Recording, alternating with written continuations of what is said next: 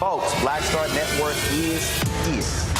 Hold no I'm real revolutionary right now. Support this man, Black Media. He makes sure that our stories are told. Thank you for being the voice of Black America, Roland. Stay black. I love y'all. All momentum we have now, we have to keep this going. The video looks phenomenal. See, there's a difference between Black Star Network and Black-owned media and something like CNN. You can't be Black-owned media and be scared. It's time to be smart.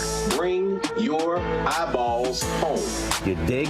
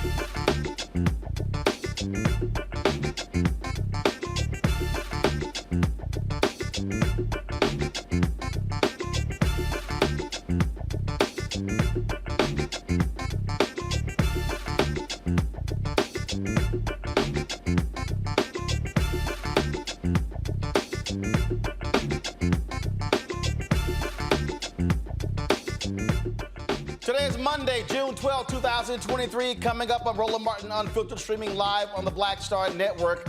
A 14-year-old boy in Colorado fatally shot by police while restrained on the ground. We have the body camera footage, and we'll speak with one of the family's attorneys about what happened and how they are seeking justice. A civil rights lawyer in Mississippi making headlines after being arrested while filming a traffic stop. She spent the weekend in jail. She's now out, and she'll be here to tell us what happened and why she thinks she was really arrested. The Atlanta City Council approved funding for a controversial new police and fire training center that critics call Cop City, despite heavy protests from the community. Today, we'll speak with one of the council members who supported that initiative and believes it will help Black communities. And also at last night's Tony Awards, well, let's just say Ron DeSantis probably was not happy at all being called the Grand Wizard. We'll show you what Denise Benton said about the Florida governor. Plus, we'll find out how men can maintain a healthy lifestyle and avoid the preventable diseases. We'll talk about that, folks, in our Fit Live Win segment. It's time to bring the funk. Roland Martin Unfiltered on the Black Star Network. Let's go. He's got it. Whatever the miss, he's on it. Whatever it is, he's got the scoop, the fact, the find. And when it breaks, he's right on time and it's rolling. Best believe he's knowing. Putting it down from sports to news to politics. With entertainment just for kicks, he's rolling. It's on go, roll, roll, y'all. It's Roland Martin, rolling with Roland now. He's funk, he's fresh, he's real, the best, you know he's Roland Martin now.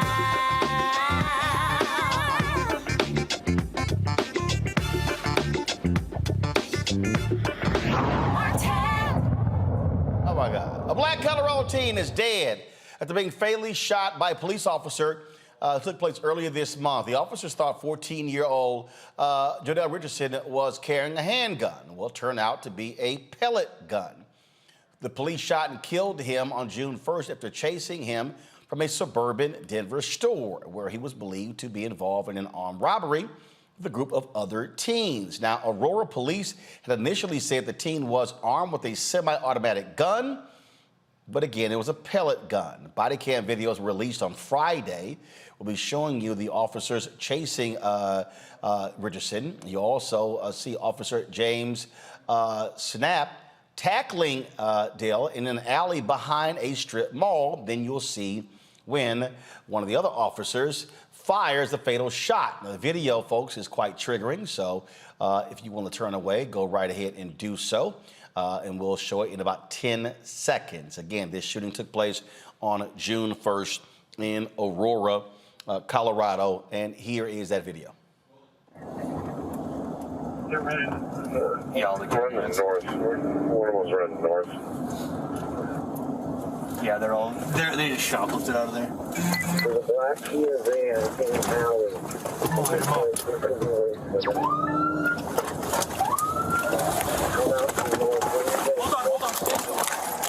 Come on.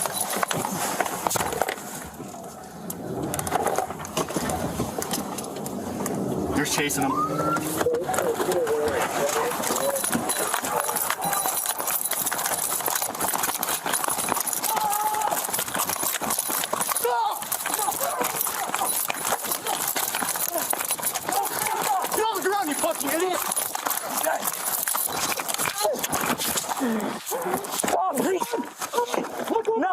Here, grab me! Grab me! Bro! I'm sorry! I'm done! Help me take you to the hospital! Please! Do you have the gun? Get it! You have the gun? Get it! I can't breathe out! Yeah. Get off me! Grab me! Here, get off him! Please! Can you take me to the hospital, please? Get off the radio. Shots fired just east behind the restaurant. Give me medical fast.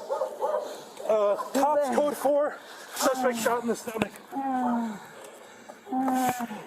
Stay with me, man. Hold on, okay? Let's cuff him. They made me do it. Huh? I don't know who they were. They made me do it. Okay. Hang with me, bud. What's your name?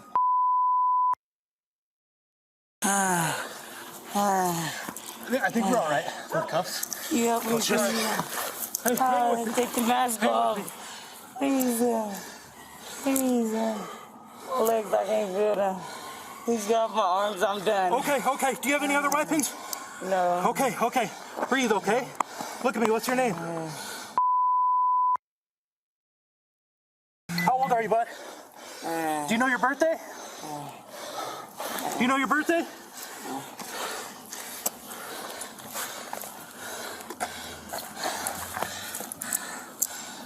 Seven. Suspect is unresponsive. How close fire? All right, let's start CPR. Yes, hey, wake up. Wake up. Stay awake for me, okay? Stay awake for me. Stay awake. Hey, stay awake. Keep talking to me, bro. Hey, you okay? Stay awake with me.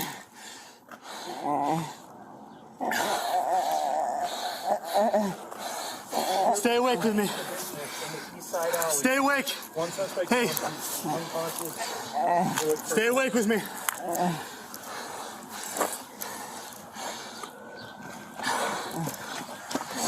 We got a pulse? You got a pulse? Let's check. Stay with me, buddy. What's your name? Yeah, we just get some pressure. I got a pulse. He's got a gunshot wound right here. Okay. Here, I'll start CPR. All right.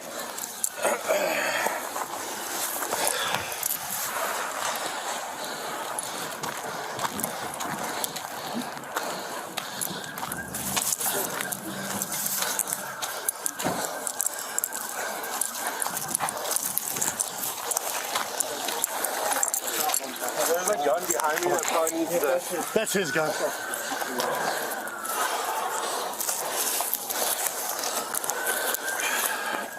Nick, I can switch out with you when you need. Okay.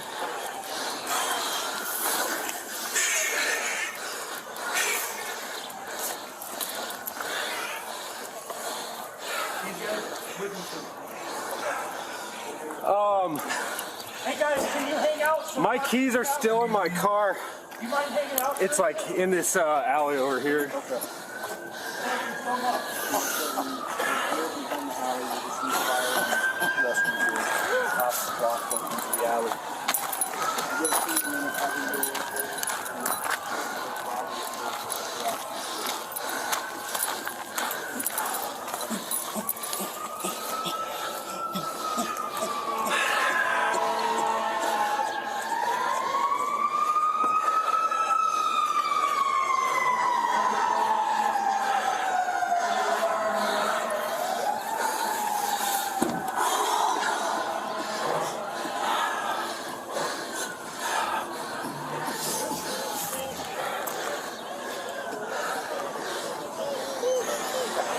You want me to take it?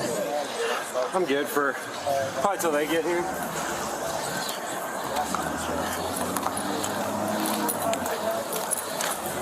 Hey, he's got a GSW to his gut right here. How many people shot? Just one.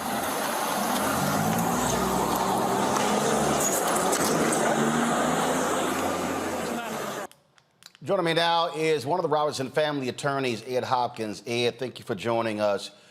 So is the position of the family that he should not have been shot? The officers say he was carrying a pellet gun. So what's the explanation? I don't have audio on my end. You hear me? I can hear you now. All right. So the officers say he was carrying a pellet gun. They believe it was a weapon. So what is the family saying? Well, let me just give you a little bit of background. So in this particular case, the body cam shows you some things, but more importantly, it doesn't show you some key things. It doesn't show you where Jor'Dell's hand was when the shot rang out. It doesn't show you where the officer who was on top of Jor'Dell and had subdued him was when the shot rang out. What you hear is Jor'Dell saying, "Stop, please, you got me, you got me." Seconds after that, you hear the shot fired.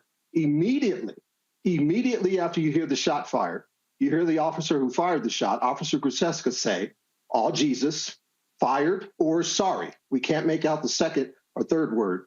And then he says, "Fuck, fuck." And that is one of the things that Chief Acevedo did not include in the timeline for his press conference on Friday. He told everybody about the words that Jor'Dell spoke, which we think is a surrender. But he did not tell the audience about where Jor'Dell's hand was when the gun rang out, whether Jor'Dell's hand was on the gun, whether the officer had already grabbed the gun, and why the officer said, "Oh, Jesus, fired, fuck, fuck," immediately after shooting Jor'Dell. So those are some unanswered questions. We are hopeful to find additional surveillance footage that will answer those questions for us, or we would like to see what the officers said in the interviews that they had after the shooting. So, so you contend that the officers made a mistake, should not have shot him, and those statements are acknowledgement that they were actually wrong. The evidence does not rule that out. And that's why we need more information. The evidence does not rule out that this was a reckless discharge. It doesn't rule out that this was an intentional bad shooting. It doesn't rule out either of those scenarios. And we need additional information before we will feel good about ruling it out. It appears as though the Aurora Police Department has already ruled it out. Even though the investigations are underway, we have not ruled it out. And we want additional information, more answers, so we know exactly where Jor'Dell's hands were when that weapon went off. Another key fact, Officer Schnapp, who was on top of Jor'Dell when Officer Gruzeska arrived, had his weapon out as well. Officer Schnapp did not decide to fire a shot at Jor'Dell. Officer Gruzeska did. So we want to know why Officer Gruzeska made that decision and Officer Schnapp didn't. We want to know what he saw that led him to believe that the best way to protect himself and his colleague was to kill Jor'Dell there in that dirty alley. Was Jor'Dell involved in the armed robbery? That is something that is still also inconclusive. We are not going to convict a dead 14-year-old boy without looking at all of the evidence. What we heard in the press conference is that Jor'Dell, they allege, was in a store with a couple of other young men. What we heard, they allege, is that he showed the cashier the gun while he was in the store. We did not hear that he pointed a gun at anyone. So at this point, we don't know whether they had reasonable basis to even tackle Jor'Dell. But at this point, we're going to wait and see and get more information. We would like to see the video of what happened in the store before making our opinion on that. Have you talked to him? So he was in the store. Was he there with friends? Was he there with family? What do we know? We don't know who those young men were. What we do know is Jor'Dell said after he was shot that they made him do it. We don't know what that means. Jor'Dell's not here to tell us. And we haven't seen the results of the investigation that the Aurora Police Department is conducting. Once that is all released to us, we will have a better understanding of what happened, why they thought they had a grounds to chase and tackle Jor'Dell in the first place. All right. Ed Hopkins, we certainly appreciate it. Thank you so very much. Thank you, Roland. All right, folks, got to go to a break. We'll be back on Roland Martin Unfiltered on the Black Star Network. When we come back, we'll talk about a number of issues, including the building of this new facility in Atlanta that will train police and fire. Very controversial. We'll talk with a city council member who actually voted for this also. There's a lawyer, a civil rights lawyer in Mississippi, who was arrested while filming a traffic stop, spent the weekend in jail. She's now out. She'll join us to explain why she thinks that she was arrested in the signal they're trying to send. Folks, if you're watching on YouTube, be sure to hit the like button. Of course, we want to easily eclipse 1,000, 2,000 likes.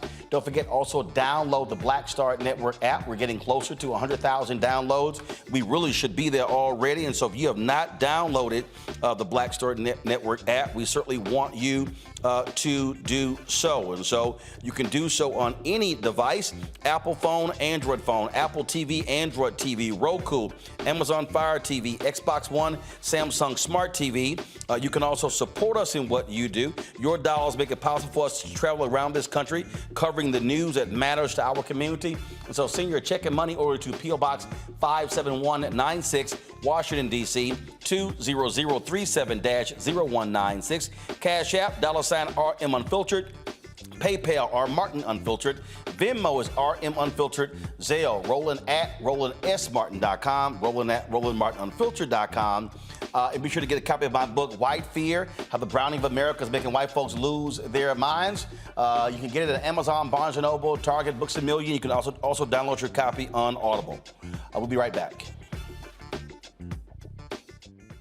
Hatred on the streets, a horrific scene, a white nationalist rally that descended into deadly violence.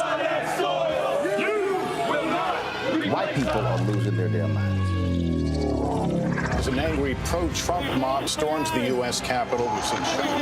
We're about to see the rise of what I call white minority resistance. We have seen white folks in this country who simply cannot tolerate black folks voting. I think what we're seeing is the inevitable result of violent denial. This is part of American history. Every time that people of color have made progress, whether real or symbolic, there has been what Carol Anderson at Emory University calls white rage as a backlash. last This year. is the rise of the Proud Boys and the Boogaloo Boys. America, there's going to be more of this. Here's all the Proud Boys, guys. This country is getting increasingly racist in its behaviors and its attitudes because of the fear of white people. The fear that they're taking our jobs, they're taking our resources, they're taking our women. This is white fear.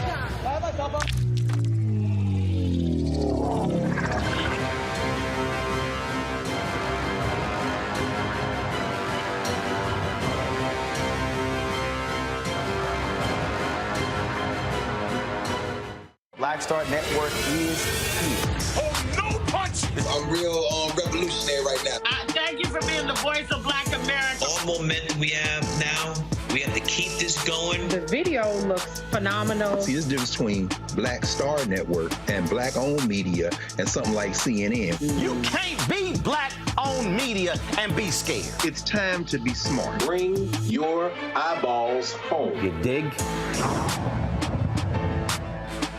Hey, what's up? It's Sammy Roman. Hey, it's John Murray, the executive producer of the new Sherry Shepherd Talk Show. It's me, Sherry Shepherd, and you know what you're watching. Roland Martin, Unfiltered.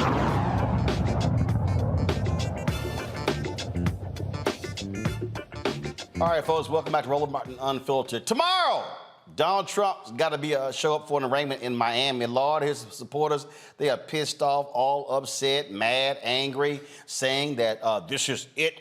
They're going to take up arms for their guy. Okay, you can try that bullshit if you want to. You're going to end up like them fools on January 6th, like one of these fools who said that, now it was a mistake that he actually hit a police officer. He's now facing 14 years in prison. So guess what? You're about to go to jail.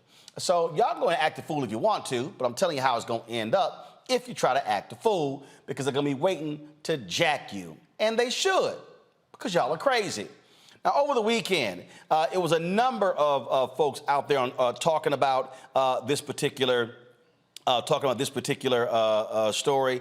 I have gotten some of the greatest laughs watching some of these fools do all they can to defend Donald Trump. Now, one of the ones that really got me going was Jim Jordan. Over the weekend, he was on CNN with Dana Bash.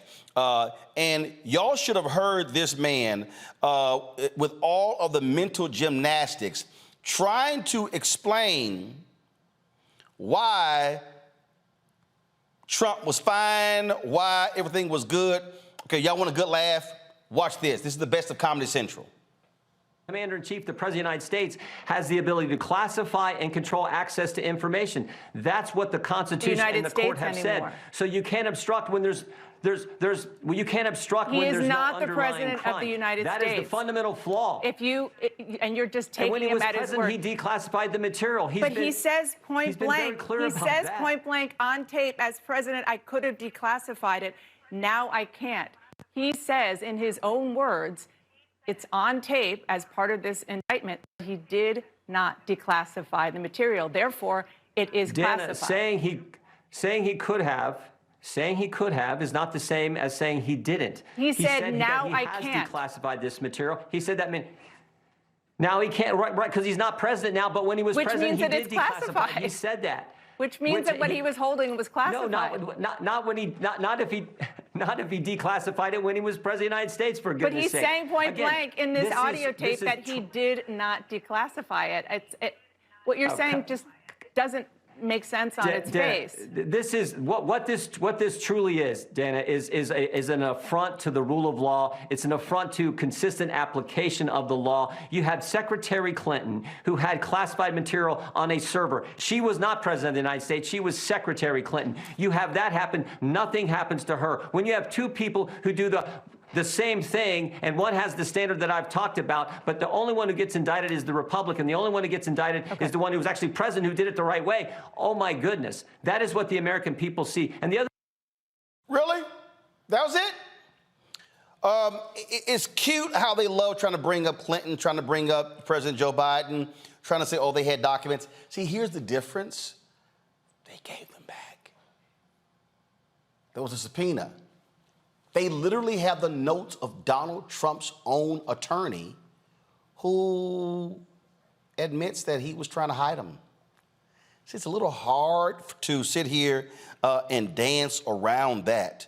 And they have worked themselves up into a lather. They're really upset, but they're really ticked off because not everybody who has been in Trump's orbit actually agrees with it because, well, there's another guy who was the attorney general for Donald Trump, Bill Barr, who covered his ass on a whole bunch of stuff.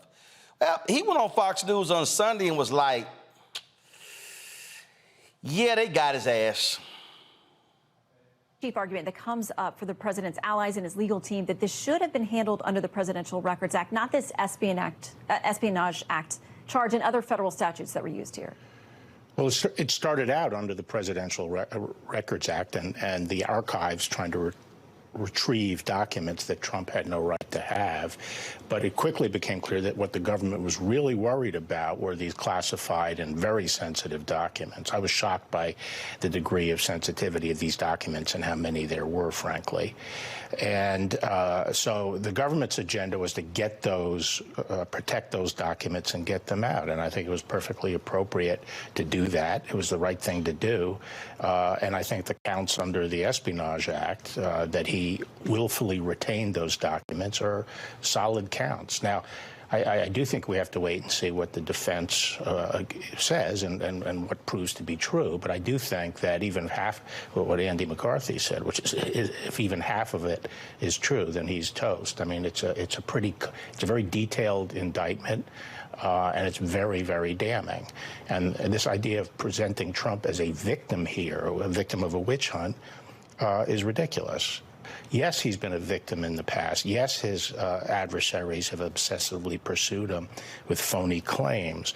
And I've been at his side defending against them when he is a victim. But this is much different. He's not a victim here. He was totally wrong that he had the right to have those documents. Those documents are among the most sensitive secrets that the country has. They have to be in the custody of the archivist. He had no right to maintain them and retain them. And he kept them in a way at Mar-a-Lago that anyone who really cares about national security, their stomach would churn at it. If anybody cares about national security, Lord, the folk on the right, y'all, are just beside themselves. They have been acting a plumb fool, angry and upset. But the thing that's so crazy, they're literally defending stupidity. They are so desperate to kiss this man's ass that they will knowingly defend BS.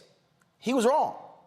100% without a doubt, flat out wrong. And he ignored the subpoena. He ignored and they said, dog, we ain't coming after you. Just give us the papers back.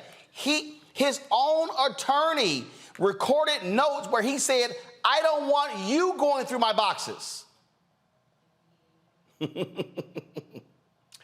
My pal, Dr. Julianne Malvo, she's the Dean, College of Ethnic Studies, California State University, Los Angeles. Dr. Amakongo Dabinga, Senior, Professorial Lecturer, School of International Service, American University, out of D.C., and Renita Shannon, former Georgia State Representative out of Atlanta. I think all of this is utterly hilarious, Amakongo, because the Republicans are embarrassing themselves. They're embarrassing themselves defending a known liar, a man who ignored the directives of his own attorney, who wanted them to engage in his lies. They were like, say, dog, I ain't giving up my damn law license for your ass. They got the goods on them. But they want to keep playing games. I think that you use the right term in terms of a game, because this is a game. I think that those who are running for president, they are hoping that in some way, shape, or form, this takes Donald Trump out, and they are either auditioning to be his number 2 if it doesn't take him out, or they are fighting to get his base. They want his base of support if for some reason he's removed from the picture. But they are really playing a dangerous game, because their rhetoric that they're putting out there can lead to even more dangerous things happening. We saw January 6th. We saw FBI offices getting getting targeted. And even now, the FBI is saying that there's no real chat about something major happening in Miami tomorrow, but there could be lone wolves out there who take this stuff seriously. And so these guys are being extremely dangerous. And not only the candidates, when you have some of these congressmen, when you have people like Lake, who lost in Carrie Lake, who lost in Arizona, talking about this is my public service announcement that we all got guns, so you better be careful. I believe, Roland, at the end of the day, that some of these guys are unhinged enough that they actually want war. They've used the term war. They've used military terminology. And some people are like, oh, they're just trying to act big and tough. They actually want this. They want dissension. They want destruction because they thrive in it. And these candidates, Tim Scott and the others, Nikki Haley tried to clean it up a little bit over the weekend because her husband's in the military. But here's the last thing I'll say, Roland. These guys who are defending Trump like this, they don't know everything that's going to come out that Jack Smith and Merrick Garland have. So there's going to be deeper things that are going to come out. And I just want to see how far they're going to take their defense, because we still do not yet know what Trump actually did with the documents. We know people took photos and all of this other things and where they were stored. But who came in, took pictures, and what did they do with them? Did Donald Trump sell them? Is this how Jared Kushner got that multi-billion or $1 million deal with Saudi Arabia? When that stuff comes out, it's going to be very interesting to see how they still try to twist themselves into pretzels like they're at my yoga studio or something, trying to defend this. Here's Nikki Haley trying to, as you said, distance herself from this. Watch. When I was at the UN, I saw that the president never got an ounce of credit or a moment's peace. I also had to deal with the Russiagate because that's what they were swirling around all the time, and we saw that that was not a fact. This is what I'll tell you. Two things can be true at the same time. One, the DOJ and FBI have lost all credibility with the American people. And getting rid of just senior management isn't going to be enough to fix this. This is going to take a complete overhaul, and we have to do that. Two, the second thing can also be true. If this indictment is true, if what it says is actually the case, President Trump was incredibly reckless with our national security. More than that, I'm a military spouse. My husband's about to deploy this weekend. This puts all of our military men and women in danger if you are going to talk about what our military is capable of or how we would go about invading or doing something. Bottom line is that they know this fool is wrong, so they're trying to soften the blow. Just have some guts and speak truth. Absolutely. And when you read that indictment of what Trump has been charged with, it's just absolutely egregious. Nobody who cares about national security can look at that and say that what he did was okay. And it's just so egregious because even his attorney talks about how he tried to stop him from breaking the law and the lengths that he went to go around his attorney to make sure that he could break the law. And so I'm glad that Bill Barr, Bill Barr doesn't get any credit, but I'm glad that for once he finally admitted that what Trump did was completely wrong and it is completely dangerous for this country. And so all this is very interesting to me. Republicans are always proclaiming to be the real patriots, but here we see that they are completely fine with a former president putting all of us at risk, not only the United States, but also our allies at risk. And so Trump has done irreparable damage to the country. Now, this to me is, if you want to see just absolutely embarrassing, Julian, is listening to Tim Scott and Harris Faulkner on Fox News. Now, this is just utterly pitiful. Listen to this nonsense. Now to Senator Tim Scott. He is running in the Republican field for the nomination of the Republican Party for the White House against Donald Trump. Senator, it's an awkward position to be in, but the bottom line is you're a Republican. This was a Republican president, and look at what has happened. Your reaction? Well, Harris, more importantly, I'm an American, and let's look at what's happening to an American. More important than Republicans or Democrats, red or blue, black or white, is this notion that our nation is the greatest nation on earth because Lady Justice has a blindfold on. That means that Republicans are not hunted and Democrats are not protected. It means that we look at every single case based on the evidence. And in America, every single person is presumed innocent, not guilty. And what we've seen over the last several years is the weaponization of the Department of Justice against the former president. You don't have to be a Republican to see injustice and want to fix it. You don't have to be a Democrat to see injustice and want to fix it. You just... Boy, can you answer the question? he going all over the world. Can your ass answer the damn question? Yo, I'm going to play the rest of it, then I'm going to get Julian. But, I mean, this is like a whole lot of nothing. First of all, I want to start, I'm an American. Well, shit, was somebody questioning your status like your party did Obama? All right, y'all, let me play. I can only stomach so much of this crap. So here's here's 60 more seconds. Have to be an American and stand up for the right thing. I don't care whether you're on my party or not in my party. I don't care whether you look like me or not. The one thing that makes America the city on the hill is confidence in our justice system. And today, what we see is a justice system where the scales are weighted. That seems to be the outcome of where we are today. As President of the United States, I would purge all of the injustices and impurities in our system so that every American can have confidence that they will be seen by the Lady of Justice with a blindfold on. That is what we need in this nation, not more politicizing of the issues. Yeah. Will you reach out, or have you reached out to the former President Trump? Well, I was sitting here waiting to come on air, and so this is the first time I've had an opportunity to have a conversation, and I certainly will continue to pray for our nation and continue to pray that justice prevails. Senator Scott, thank you for your time tonight. Appreciate it. His ass didn't even answer the second question. Julian, go ahead. Go ahead. I mean, no, he's incapable. I read the indictment. I don't know why. Well, I did read the indictment. Trump clearly took national security and he didn't pay attention. Had papers in the bathroom on the floor. You know, I mean, looks like somebody with ADD going through government documents. Not only that, I mean, first of all, Tim Scott, I don't even know why you pay that man any attention. He's an American. You know, he's an American. That's your answer to everything. He doesn't care what party you're in because he's an American. No, what he is a blankety blank, blank, blank fool. And every time he opens his mouth, he confirms the notion that he doesn't have enough sense. I don't know what he's running for, but he's certainly not running for president. You know, he's running for secretary or something. Certainly not state, not housing, not. The indictment is very, very compelling, especially because of the inside information that exists in that indictment.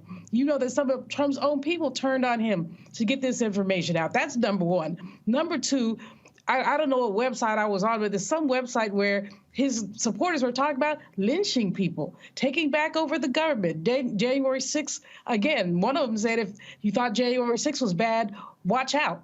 Well, hopefully this time law enforcement gets it and he won't have this opportunity to turn his followers into a bunch of rabid fools. But, you know, thirdly, this is very sad, not that Trump has been indicted, but that some people who've read the indictment, some Republicans who read it, still believe that this is political. It's not political. Hillary never took documents that she wasn't supposed to have. She was never subpoenaed. Biden has some old documents. Again, he was never subpoenaed. When they asked him, do you have anything? He went through it and he gave it back to him. This is just egregious and it's arrogant. I mean, he might not have even gotten caught if he hadn't said, see, I have this document. I'm not supposed to have it. I could have declassified it. I didn't, but I have it. Well, you can't look at it because it's secret. Well, why do you have it out and throwing it about? This is the arrogance is just unspeakable. One of the Republican sites said he needs to learn how to shut his mouth. Tim Scott, Nikki Haley, a whole bunch of them need to learn how to shut their mouths. I just can't stop cracking up when I hear these people talking. It just is literally comedy, except for it makes my stomach hurt. The bottom line is they don't want to accept what is truth. All right, folks, hold tight 1 second. Go into a break. We come back. We're going to talk about a case out of Mississippi where a civil rights lawyer was taping cops at a traffic stop. She got arrested. She'll join us next on Roland Martin Unfiltered on the Black Star Network. That was a pivotal pivotal time. I remember Kevin Hart telling me that. He's like, man, what you doing, man? You got to stay on stage. And I was like, yeah, well, I'm young, thinking, like, I'm good. And he was absolutely right. What show did you have at the time? This was one-on-one. Got it. During that time. So you're doing one-on-one, going great. Yeah. You making money. You like. I'm like, I don't need to leave. I don't need to leave from Wednesday, Thursday to Sunday. I didn't want to do that. It was just like, I'm gonna stay here. Or I didn't want to finish work Friday, fly out, go do a gig Saturday, Sunday. I was like, I don't have to do that. And I lost a little bit of that hunger that I had in New York. I would hit all the clubs, run around. Sometimes me and Chappelle or me and this one or that one, we'd go to the Comedy Cellar at 1 in the morning. And that was our life. We loved it. You do 2 shows in Manhattan, go to Brooklyn, leave Brooklyn, go to Queens, go to Jersey. And I got complacent.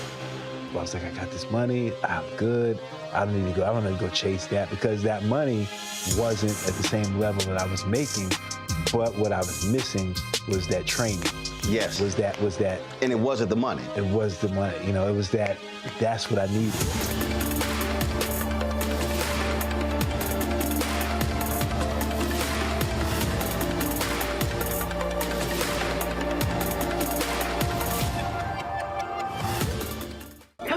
On the frequency right here on the Black Star Network, Shanita Hubbard.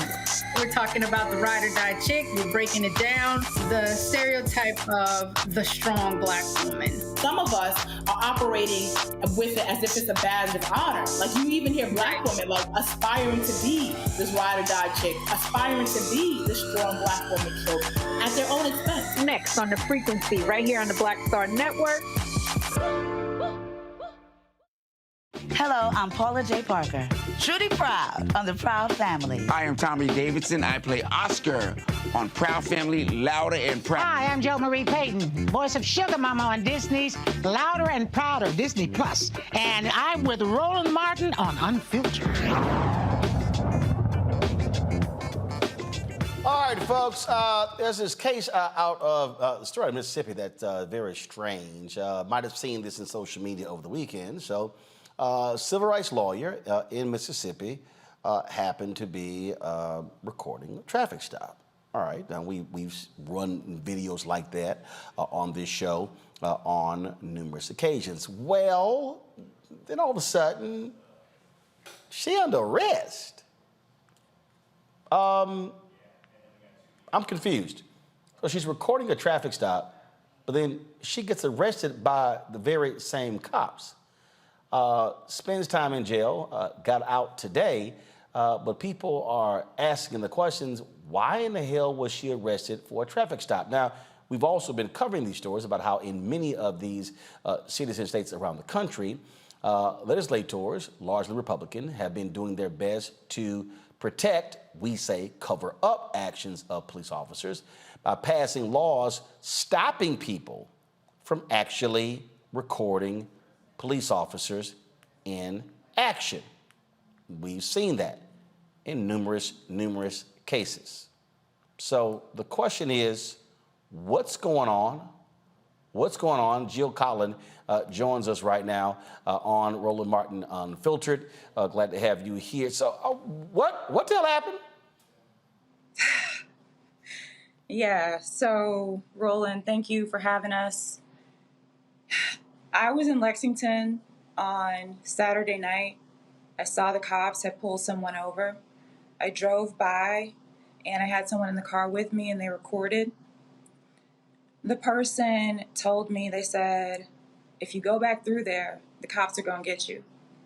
I said, what, for driving? They said, yeah. And so they said, I don't even want to be in the car with you. So I let them out at the corner and I drove back around. I made a right turn to go back where the cops were arresting this person. I was driving with my right hand. I had my phone recording in my left hand. As I approached the cops, I never stopped. I was driving. The cop flagged me down with his flashlight. I stopped. He said, show me your ID. I said, why? He said, show me your ID. I said, is this a roadblock? He said, no. I said, so why do I need to show you my ID? And he said again, show me your ID. And then he pulled out his taser. And I remember seeing it was black and yellow. And I called my attorney, my criminal defense attorney, on the phone. And I told him what was happening. He said, oh my gosh, this is crazy. And he said, Jill, I know that this is ridiculous, but just show them your ID just to get this over with now. And so I flashed my ID. I had it in my hand. I held it up. At that point, the white officer, the officer, his name is Scott Walters, he said, get out of the car. There was a black officer behind him named AG. His last name is AG. He's an investigator with Lexington Police Department. They both started yelling for me to get out of the car. I was still on the phone with my attorney, and my attorney was saying, this is ridiculous. And at that point, the white police officer starts pulling at my car door. Well, first he reached in, he grabbed my phone from me, he snatched my phone, he slammed it on the top of the car, on the roof of the car, and he started yanking at my car door, but the door was locked. So he reaches in my car and he unlocks my door from the inside. He opens the door and pulls me out of the car, pushes me up against the car. At this point, I see my phone on top of the car, and I'm telling my attorney, I'm saying, Mike, you need to come. And I realized that he'd hung up on my attorney. And so at that point, they cuffed me. They put my hands behind my back. I did not resist. They put me in the back of the police car. In the back of the police car, I watched as they illegally searched my car. They started in the glove compartment. They went all through it. They flipped the seats, going through the rugs, everything. They then went to the trunk. I had my briefcase in the trunk. It was closed. It was zip closed. I watched them as they opened my briefcase, and they started going through my things. They started taking my things out and looking at them one by one. Then after they did that, the white officer, Scott Walters, he went around to the driver's side. He knelt down and put his hand under the seat, and he said, looky here. He'd found my firearm. He said, I sure hope it's stolen. And at that point, they put me in the police car. I was already in the police car. They took me to jail. At jail, they cuffed me to a bench. I was there for at least an hour as this cop tried to intimidate me, telling me that he was going to take me to jail. I said, well, I'll look forward to it. And they took me to jail. And that was that. And I just got out a few hours ago. Oh, that was on Saturday. So you spent... Yes. So what time was it on Saturday? This was Saturday night. So you spent all day, you spent all of Sunday in jail? Yes. First of all, this also comes a few days after Kristen Clark, who heads the Civil Rights Division of the Department of Justice, was in your city, correct? Yes. Do you believe those two things are related? You know, I don't know. I can only speculate, and I don't want to do that. But what I can tell you is that I was there at that meeting with Kristen Clark, that people saw me there at that meeting with Kristen Clark, that I spoke with Kristen Clark. I do not know if this was related, but I was definitely deeply involved in her visit. You're joined on the show by Jor'Dell Wright of the Mississippi Freedom Democratic Party. Jor'Dell, what do you make of this? This situation with Attorney Jefferson is just one of many situations that we've been dealing with over the past 2 years. These issues come every day. Even at the press conference, people are riding by saying, I need to talk to you. I need to talk to you. One lady came today saying her husband is at the hospital right now getting x-rays on his back because he was harassed and beat by the police, and they did not arrest him. So this is just one situation of many, but we have to keep in mind that these are the situations that are happening in a poor county. Holmes County is one of the poorest, if not the poorest county in the nation.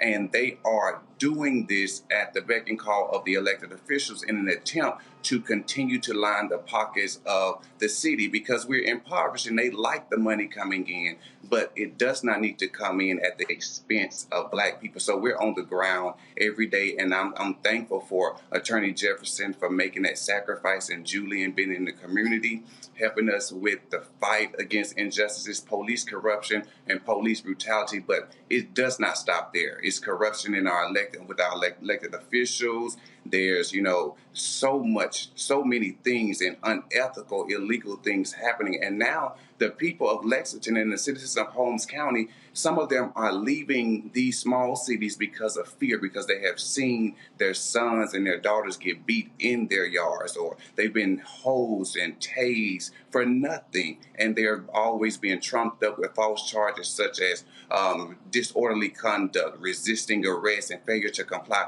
These are the same charges that they put on Attorney Jefferson, that they put on everybody, because they have nothing. And that's because they use these to try to extort our people by making them pay these old fines and making them pay large amounts of money. And they have to pay it because if they go to jail, they'll lose their jobs.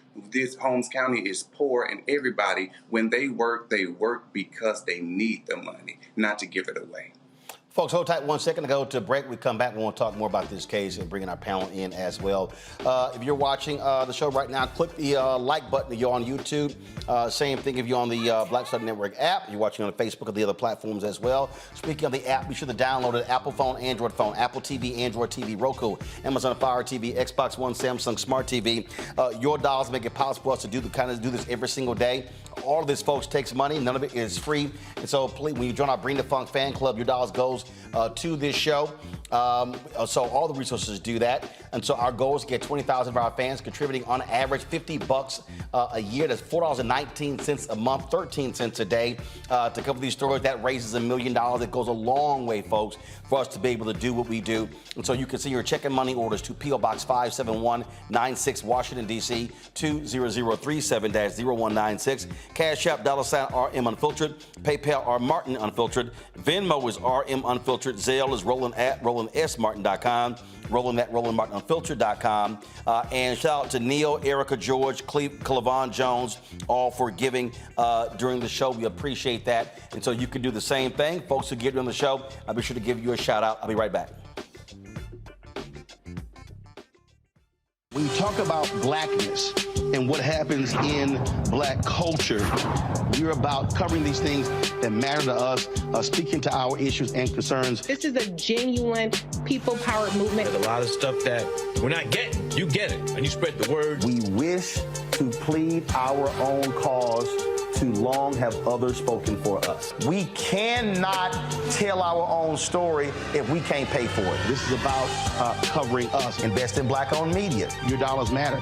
We don't have to keep asking them to cover our stuff. So please support us in what we do, folks. We want to hit 2,000 people, $50 this month, raise $100,000. We're behind 100,000, so we want to hit that. Y'all money makes this possible. Checks and money orders go to P.O. Box 57196, Washington, D.C. 20037-0196. The Cash App is $RM Unfiltered. PayPal is R Martin Unfiltered. Venmo is RM Unfiltered. Zelle is RolandSMartin.com. On a next, A Balanced Life with me, Dr. Jackie, owning your energy and how to use it. Trust me, it impacts the people on your job, who you attract, and even your love life. What you give out is what comes back to you. So like attracts like, right?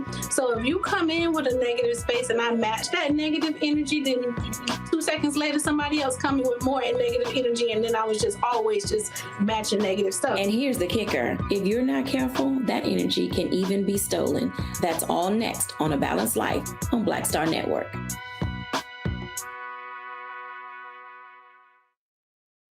Farquhar, executive producer, Proud Family. You're watching Roland Martin Unfiltered. All right, folks, welcome back. We're talking about this case again out of Mississippi that is just quite strange. Jill Colin Jefferson, who spent a day in jail for recording a traffic stop, released today. Jill, does state law allow for people to record traffic stops? So far, yes, it does. But the thing is, Lexington Police Department, they do whatever they want to do. As Cardell said, the charges they put on me, those are the charges they tend to put on anyone.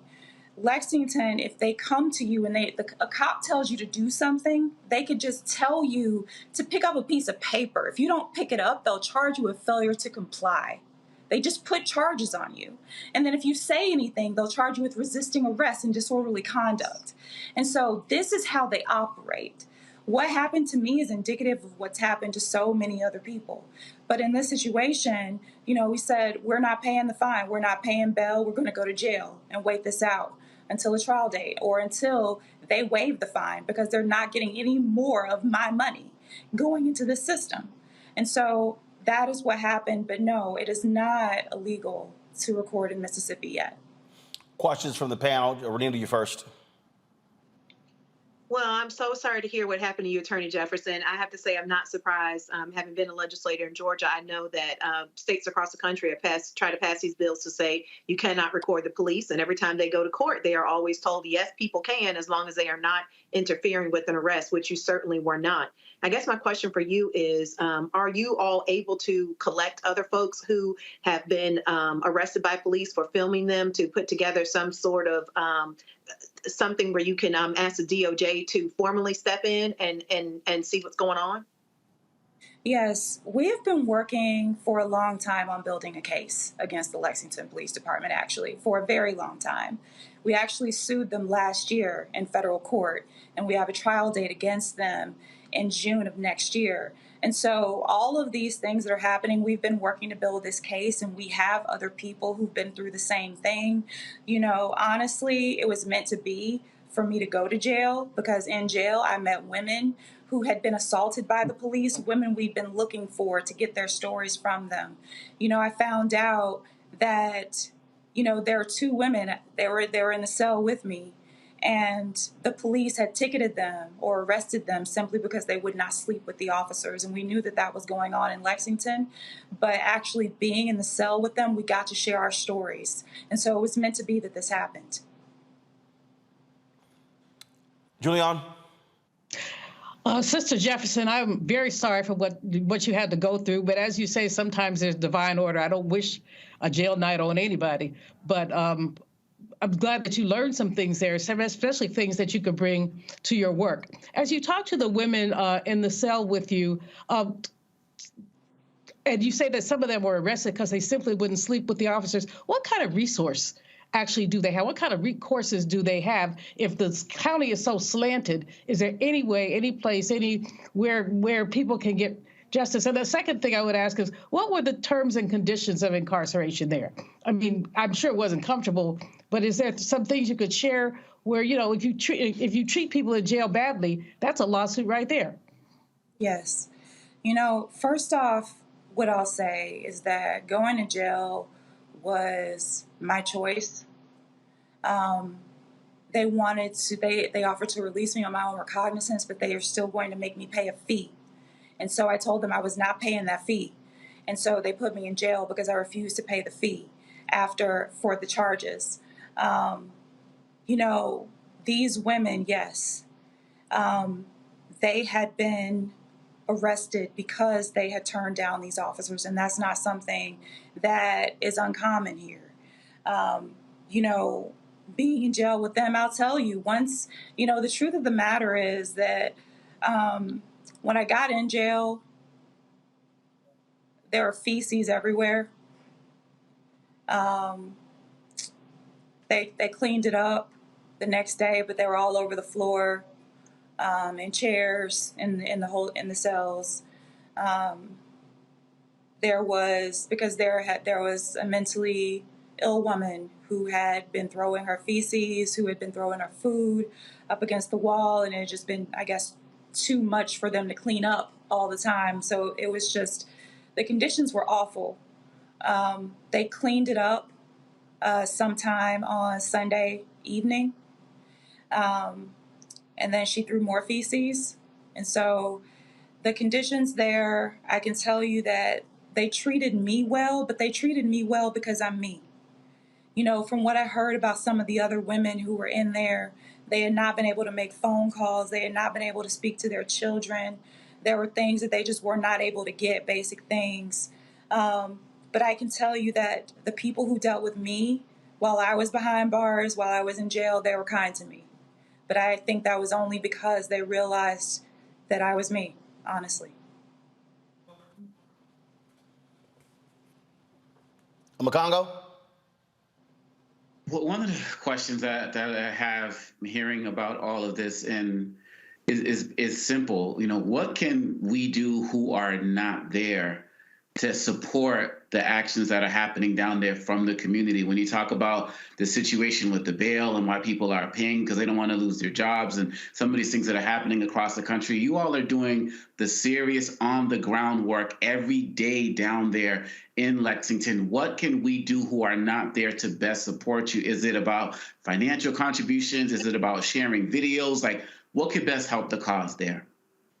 Well, I do think that what you just said is how you can best support. Right now, what we're trying to do is we're trying to turn the eyes of this nation and the state of Mississippi toward Holmes County. We know that we were in the mainstream media around the end of the summer of last year dealing with the former racist chief, that where the recording got leaked, but the situations never ceased. Right after his termination, we would think that we would have some sort of peace, but those that took over, they began to perpetuate his same racist tactics. So what we need simply is for coverage, for everybody to speak out, to help put pressure on the governor, because the governor is the only elected official that can remove a sitting elected official. And we know that they are complicit in all of these situations because of what the police are doing and how they're bringing revenue into the city through these unlawful arrests. But also, we would need, Julian is doing a lot of work, reaching a lot of clients, trying to figure out how to file suits. The Mississippi Freedom Democratic Party, we're out, we're talking, we're rallying, we're protesting. So even financial contributions into these organizations will help us continue this, because now that Attorney Jefferson has sacrificed herself and went to prison, we would not let that go without a fight. And we're going to see this through until the end. So anything you can do, more coverage, more financial resources, we would greatly appreciate it. And I just want to say, I didn't finish answering Julian's question. You know, I realized, so in terms of recourse, people have hardly any recourse in Lexington. If they file a complaint, if they want to file a complaint, a lot of times the mayor will not even give them a complaint form. No. If they get a complaint form, if their complaint is against the police, the mayor tells them to go talk to the police. Yes. The police investigate themselves and decide what happens in Lexington to them. And so the recourse after that in court, Mississippi does not have a statewide public defender system. And so most of the people who go to court, especially in Lexington, which is the second poorest county in the country, they have no attorneys. So they get railroaded in court as well. And so they get found guilty of things that they did not do. It happens all of the time. And in terms of even recourse from the governor's office, we reached out to the governor's office months ago and told him what was going on. He has completely ignored what has happened. And so in all of this, this community has no recourse except for the help that is coming, and I hope more will come from the Department of Justice. All right. Keep us abreast of what happens, what's happening there. We certainly appreciate it. Thank you for both of us for joining us on the show. Got to go to break. We come back, some breaking news. The head of the NYPD, she's quit. Some drama going on with her and the mayor of New York. We'll tell you exactly about that. You're watching Roland Martin Unfiltered right here on the Black Star Network.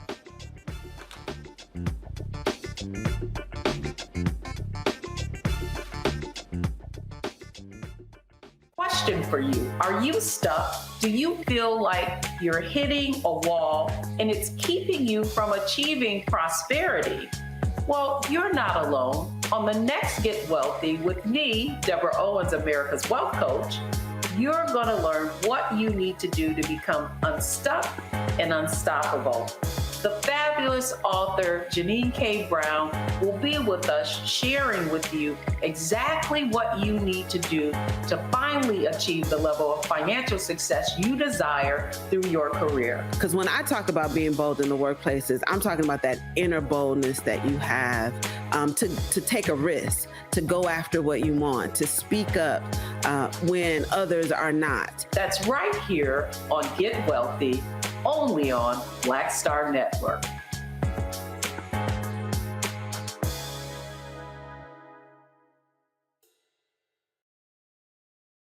Next on the Black Table with me, Greg Carr. The Supreme Court is back in session. God help us all. It is no exaggeration to say that this current session could completely reshape this country and redirect our future for generations to come.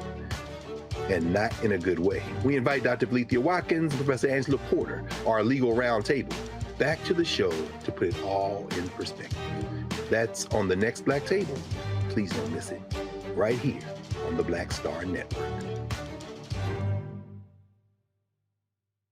I am Tommy Davidson. I play Oscar on Proud Family, Louder and Prouder. Right now, I'm rolling with Roland Martin, unfiltered, uncut, unplugged, and undamn believable. You hear me?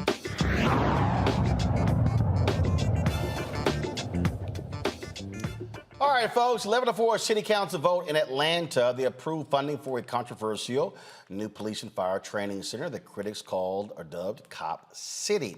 A lot of people, I'm talking about hours upon hours of people who were speaking against this, but the council voted in the early morning hours for this. Critics say the new facility that's going to be built in a predominantly black neighborhood will only exacerbate tensions between law enforcement and the community, as well as the center will cause environmental harm to the area. Since the vote, some council members have asked why they voted to approve the center.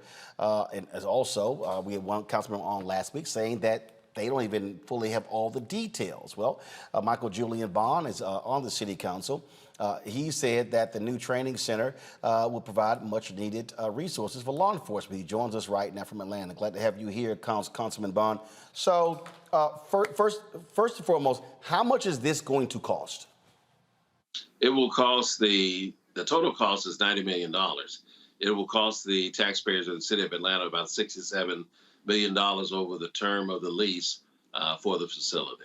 I had a council member on last week who said that initially the council was told that private donations and grants were going to pay for this, not any taxpayer money. Is that true? No, that's incorrect. 2 years ago, the Atlanta City Council voted to approve the construction and the terms of the building of this facility. The details were all in there. It's $30 million share up front from the city of Atlanta. Then over the term of the lease back, about $37 million over the next 30 years. Who is going to be building this? What is the oversight when it comes to contracts, things along those lines? Well, this is a public-private partnership between the city of Atlanta and the Atlanta Police Foundation.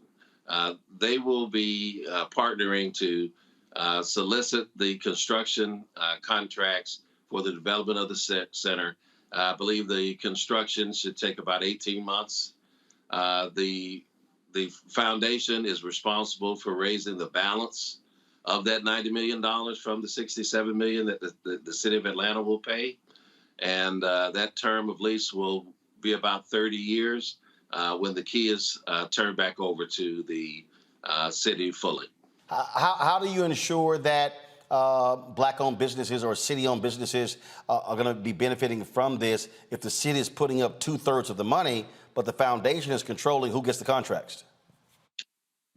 All of the city's contracts, we have probably the original MBE program in the country here in Atlanta that was started by Maynard Jackson. All of our contracts adhere to that MBE program.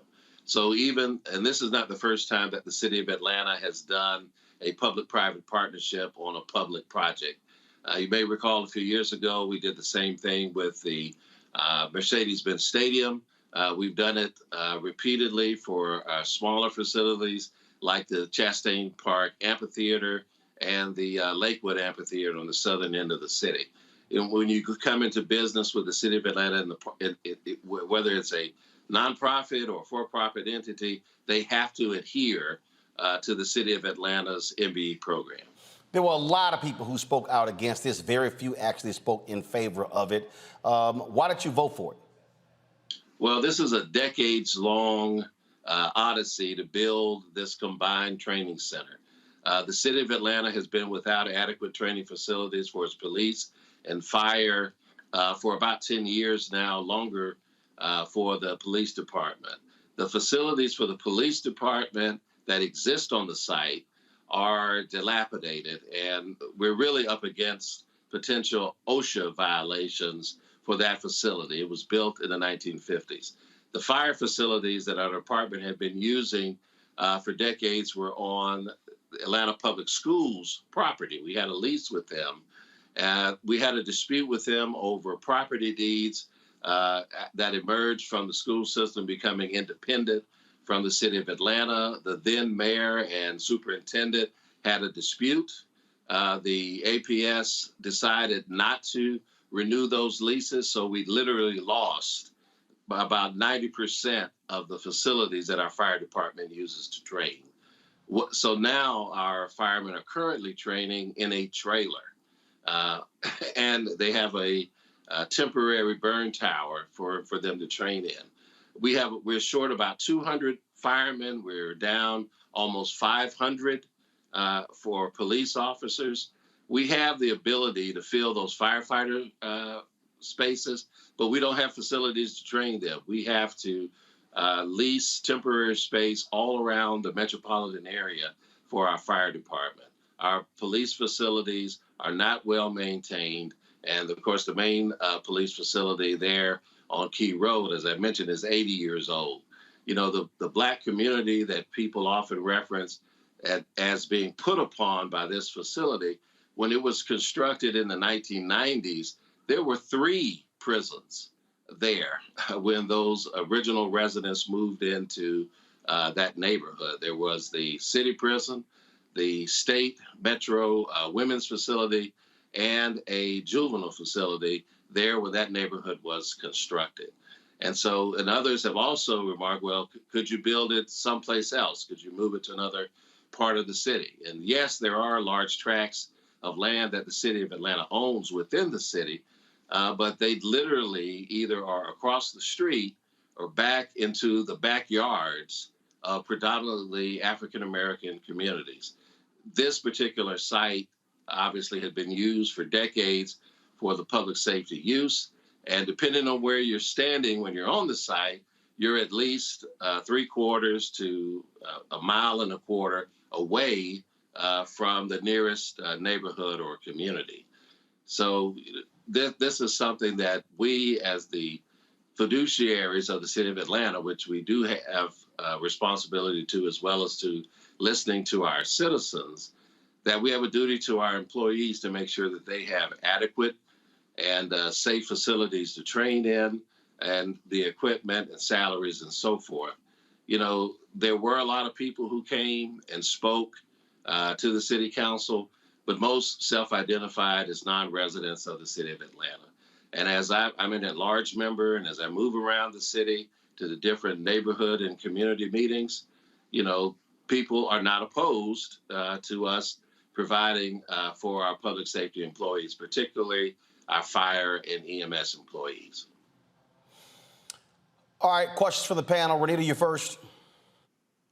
Yes. So my question is, there are a lot of folks who actually do live in the city of Atlanta who are not in favor of this training facility. I know that the next step for those who are against this training facility is to have a referendum for the public to actually show their true voice on this training center. What is your position on the referendum? Well, I mean, I support activism. I'm a former activist myself. My parents were activists. I come out of an activist background. You know, I'm excited to see people engaged in the process. You know, however, there has been an election. There is a city government. We make thousands of decisions on behalf of the population of Atlanta with their acquiescence. They elected us to do so. But we do have a provision in our charter to allow groups of citizens to make these type of petitions. So I wish them all the best in their effort. Renita, you got a follow-up? Yes, just a quick yes or no. Do you support the referendum effort? Because I understand what you're saying. I've been an elected official here in Decatur, and I understand electing people to make decisions for you, but it's crystal clear, especially with the hours of testimony that you all had against Cop City, that many are not in favor of this. And these are people who do live in the city of Atlanta. So yes or no, just very directly, do you support putting this to a referendum since this is such a controversial decision? Well, one, I disagree that this is a controversial decision. And then second, I disagree that there's a majority of citizens that disagree with the construction of the facility. So I apologize to you. I'm not going to be able to answer yes or no. I believe citizens have the right to exercise the legal tools that are available to them, and I support them, doing that. I believe the city council has made the right decision for our citizens, even those that disagree. So I'm ambivalent about whether or not I support the referendum or not. I mean, if the referendum is successful, we will obviously live with the results of that referendum, but that will still put us behind providing the equipment, the facilities that we need to help our fire, police, and EMS employees. And then please understand that, in the city of Atlanta, training has been at the center of this. What type of training our EMS and police receive? It only takes about 8 weeks of standardized training in Georgia to become a police officer. The training that Atlanta gives its police officers is 36 weeks. And we have probably what is rated one of the best police academies of the top 3 in the nation, the most extensive training. That's great and all, but guess what? That makes those individuals extremely marketable to other departments. And so if the city of Atlanta is not providing the best equipment and workspace for those individuals, they're easily gone. So our recidivism rate is exceedingly high. We lose police officers to the metropolitan area, the neighboring departments. We lose them to the counties. We lose them to the state. And of course, they're highly marketable on the federal level. So, and part of why people leave is because of the deteriorating facilities that we have. And it's the same on the fire side. Just, it's not as bad, but it's the same. We have a high recidivism rate because it only takes about 7 to 8 weeks to, standard in Georgia to become a fireman. Our training is almost 18 months. And so with the additional skills and training that they have, they become highly marketable around the metropolitan area. And they often leave for less money and benefits because our facilities are so poor. And so this really isn't a question of whether or not people like it or not. This is a need in the city of Atlanta to improve these facilities for the long-term interests of our citizens. Omokongo? Yes, Mr. Brown, I was wondering, what is the plan as it relates to the relationships with the Black community? I've read that there's been talks about engagement programs, but in a state that's been fairly hostile to the Black experience there, and I know people can look at Atlanta as a separate case from Georgia itself, but many who live in Atlanta do not. What specific programs are there in place to actually build and work with the communities that are in the areas of Cop City? Well, in the areas of the Atlanta Police and Fire Training Facility, the mayor has established an advisory committee made up of members of the adjacent communities that are not inside of the city of Atlanta, but are adjacent to the facility in southern DeKalb County. There have been several town hall meetings. That the committee that the mayor has established is slated to remain even after the construction of the facility so that there can be ongoing input on behalf of the citizens. And of course, Atlanta is unique that, again, under the great leadership of our former mayor, Mayor Jackson, that we established a neighborhood planning unit system where we have a standing committee within each neighborhood in the city of Atlanta to give direct input into the decisions that affect communities. And that's everything from zoning and planning to our police and budgetary issues. Julian? Councilman Bond, two quick questions. Well, I think one of the biggest objections to what you're doing with Cop City is the agglomeration of having everything together. I mean, it really does speak to the expansion of the military-industrial complex, and especially with the police brutality that's been documented there in Atlanta. That really raises a lot of concerns, just the agglomeration, having all of that together. The second concern many of us have is with the open space, with basically killing trees eliminating open space, which desperately needed in many of our urban areas. What do you say to those two concerns?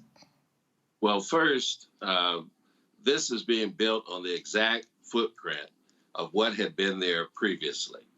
And so I know people have made a great deal comparing the acreage in Atlanta to the acreage in LA and the acreage in New York.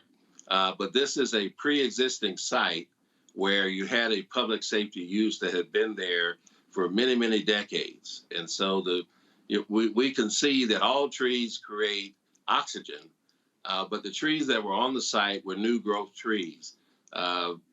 The police facility has been there undisturbed since the 1950s. There had been a farm, a prison farm, on the site, and it was operational until Maynard Jackson became mayor in 1974. But the farm was maintained after that. And so the farm did not fall out of use until about 2000 or 2001. And so the trees that are on the exact footprint,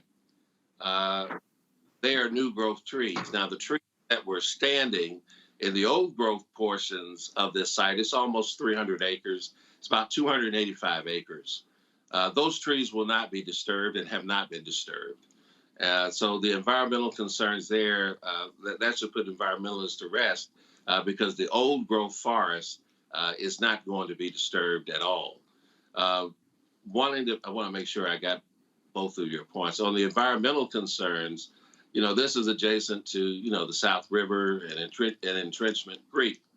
And so there have been environmental concerns there, but most of the concerns have generated from the DeKalb County side of the creek.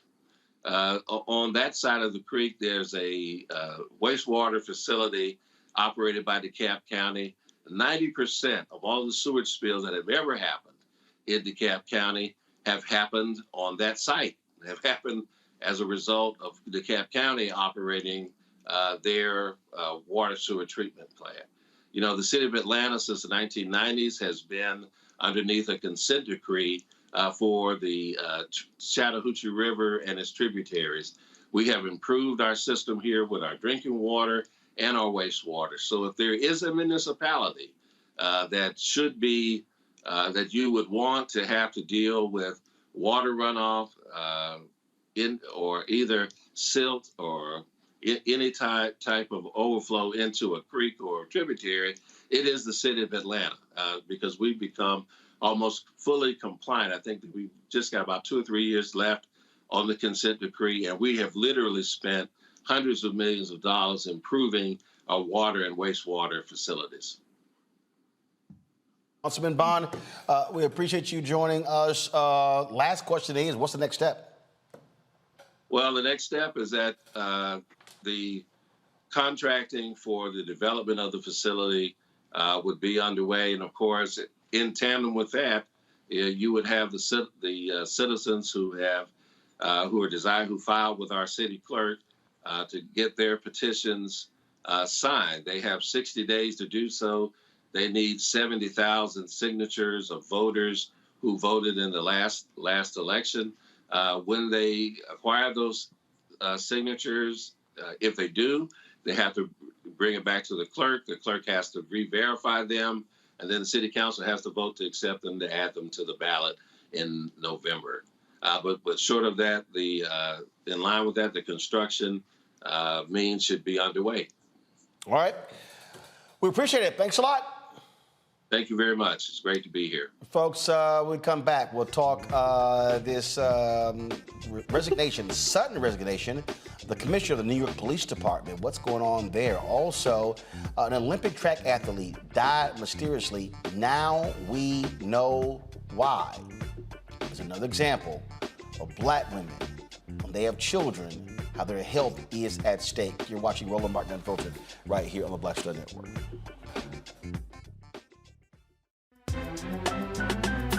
I'm Faraji Muhammad, live from LA.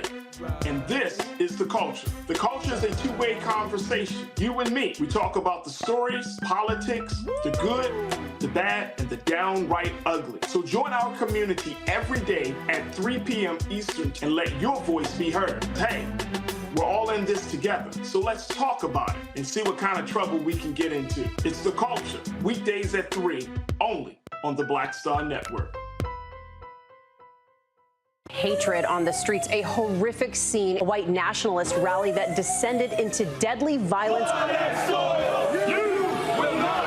White people are losing their damn minds. As an angry pro-Trump mob storms the U.S. Capitol, we've seen shooting. We're about to see the rise of what I call white minority resistance.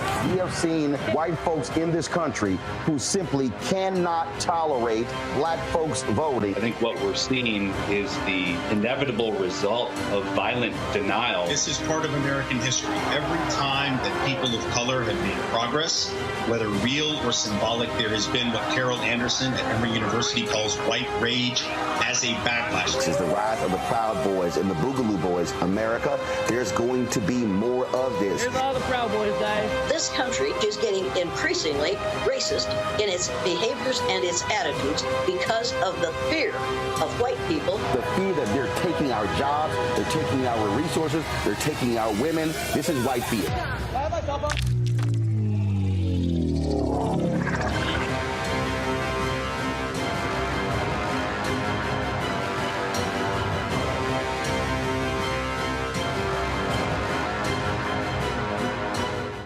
Hello, I'm Paula J. Parker. Truly proud on the Proud Family, Louder and Prouder on Disney+. And you're watching Roland Martin Unfiltered.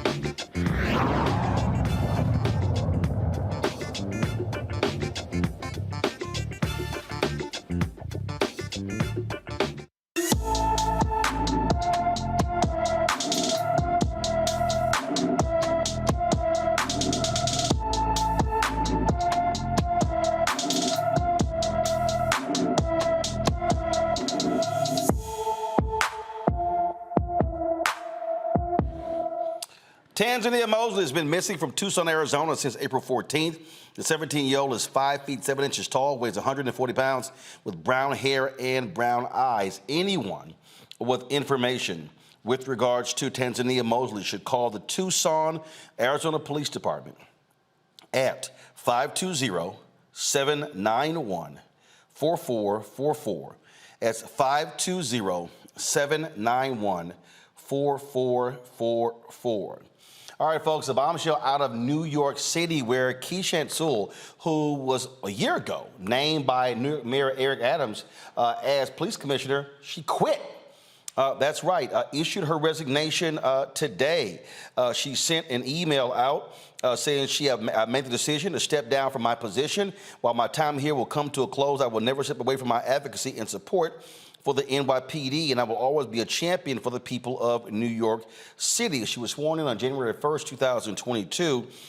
She did not give a reason for why she's doing so, but what you have here is you have some folks saying that she has been battling with the mayor's office. Right here it says Sewell's relationship with City Council, City Hall has seemed to sour in recent months, with the commissioner finding herself increasingly handcuffed when trying to make key department decisions. This is what the New York Post reported on Sunday. What you also find is you also have had a situation where you had a higher up who was involved in a particular case of an officer who was arrested, and he ordered that report to be axed. And so it's also the drama here. I'll say this here, Renita, if somebody resigns 15, 18 months into their tenure, something else is going on here, not just, I want to go spend more time with my family. Absolutely. You're right. I mean, everybody knows what this looks like. Politicians do it all the time. They serve, 15, 20 years in office, and all of a sudden they say, oh, I've got to go leave and spend more time with my children. And it never really washes. To your point, the things that you listed that were stated publicly as to why the police chief is leaving really just don't wash. And I think that there is a lot more to this story, and I think that we are going to see a lot more with this story in the coming months. There's another story here. When the department's highest-ranking uniform officer, Omakongo, he was involved in this particular issue. She decided to discipline this officer, Jeffrey Madre, and she sided with the city's Civilian Complaint Review Board in this. And so what happened here, he was hit with an official reprimand, which was for 10 days. He was docked between 5 and 10 vacation days when they say that he abused his authority in the 2021 gun case involving a retired cop. This is the New York Post story right here. It says NYPD Chief of Department Jeff Madre, he voided the arrest of a retired cop who was accused of flashing a gun at 3 children in Brooklyn in November 2021, according to internal affairs sources. Now, the Civilian Complaint Review Board had recommended that Sewell hit Madre with the command be disciplined over the incident. And according to folks there, that this also was a point of contention because Madre is he's supported big time by the mayor of New York City. First of all, this is just very clear here, Omokongo. No cop should be standing in the way of avoiding any arrest. I don't care if somebody's a retired cop. And so, as far as I'm concerned, if you are the highest-ranking uniformed police officer and you did that, you should not have your job. Absolutely, straight up. And given, especially this last story, just kind of goes to what I was already thinking from the other parts you were reading. When you have somebody who, someone in her position siding with civilian review boards, you're automatically going to become an enemy of your colleagues. And I really think that there has to be a lot behind that. And if Madre and Mayor Adams are tight or connected, I can't see a window where she could have had the support that she needed. And she's also a Black woman running this. And I remember a story we did a few months ago. I'm sure you remember the state where there was a Black woman who was put in charge of a county sheriff's office or something, and then those members all quit. I believe that law enforcement in particular is where you're going to find the most types of people who have issues with a Black female leader being in a position of leadership. It doesn't seem like she got the support which she had that she needed. And when you talk about this last situation where this cop, what they said, flashed a gun or something in front of children and the like, she sounds to me like somebody who was out there representing the community. And if this is indeed the case, and if it's indeed the case that Mayor Adams didn't have her back for situations like this, then shame on him. And I really hope that she speaks out, because we know that people are going to circle the wagons as it relates to tarnishing her reputation about why she left. And so I hope that she comes out and let us know, because if situations like this are the case, she needs to know that there are more of us out there who are going to be speaking up in her defense and having her back, including people in New York. Well, you look at this case here, Julian, this Madre, African-American as well.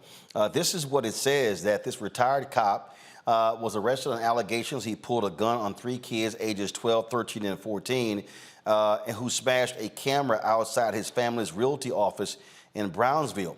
Now, this is what's crazy.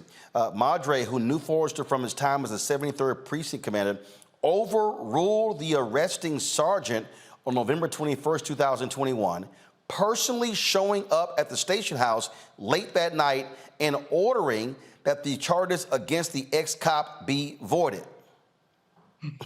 That absurd. Sounds like an abuse of authority. It's absolutely abuse of authority, and it's even more than that. I mean, for someone to wave a gun in front of children, 13, 14, these are children. Why do you have a gun? They smash a camera. They said it was an accident. Worst case scenario, make their parents pay for the camera. Make them pay for the camera. But you don't go around flashing a gun. But then beyond that, you've got a hookup inside the police department. So your boy goes down and says, dismiss the charges, and they do. That's more than abuse of power. That's ridiculous. But I think the third thing, obviously, the police chief, Chief Sewell, basically sided with the citizen's complaint, sided with the arresting officer. And, as we all know about the police, it's a thin blue line, it's silence, circle the wagons, everybody's loyal, don't say anything bad about anybody, even when they shoot somebody, don't say anything bad. And so I think that because she sided with right, she got to be placed in the wrong by Mayor Adams. I'm disappointed in him, but then again, I'm not. The other thing is that police departments are sources of toxic masculinity. simply toxic masculinity. And from that perspective, to have a Black woman in charge was probably rankling many of them anyway. And then, and although I'm told that she did a good job, and I looked up a few things, she seemed to have been, she had pushback when she first came in, then she seemed to settle in. But who knows how many of these kind of instances took place. And the mayor, being a former police officer himself, could have taken a better role. He probably, they said that she resigned after a meeting with the mayor. So he said something that triggered her and made her say, I'm up out of here. And I'm sorry that the sister had to leave, but I'm sure she's been bigger and better things in front of her. And God bless whomever tries to straighten out the New York Police Department. All right, folks, hold tight 1 second to go to break. We come back. What the hell is happening in the world of HBCUs? There are numerous presidencies that are open, and a lot of them are women being pushed out. Discuss that next on Roland Martin Unfiltered on the Black Star Network. Black Star Network is here. Oh, no punch! I'm real revolutionary right now. Thank you for being the voice of Black America. All momentum we have now, we have to keep this going. The video looks phenomenal. See, there's a difference between Black Star Network and Black-owned media and something like CNN. You can't be Black-owned media and be scared. It's time to be smart. Bring your eyeballs home. You dig? Black Star Network is here. Oh, no punch! I'm real revolutionary right now. Thank you for being the voice of Black America. All momentum we have now, we have to keep this going. The video looks phenomenal. See, there's a difference between Black Star Network and Black-owned media and something like CNN. You can't be Black-owned media and be scared. It's time to be smart. Bring your eyeballs home. You dig? What's up, everybody? It's your girl, Latasha from the A. And you're watching Roland Martin Unfiltered.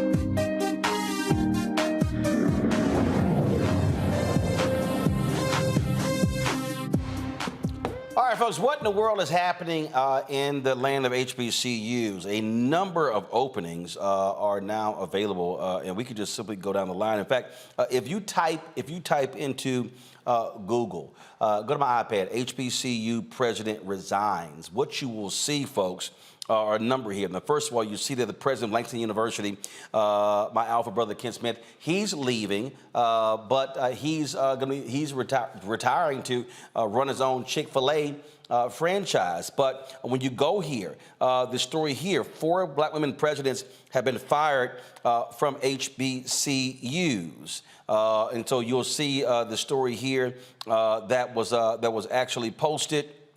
And it shows you all of them. And so, again, these various stories. Then you go down here. Jackson State University president will resign months after no confidence vote. Tougaloo College president resigns effective at the end of June. TSU president Crumpton Young resigns. We also know, of course, earlier when Ruth Simmons resigned at Prairie View A&M University.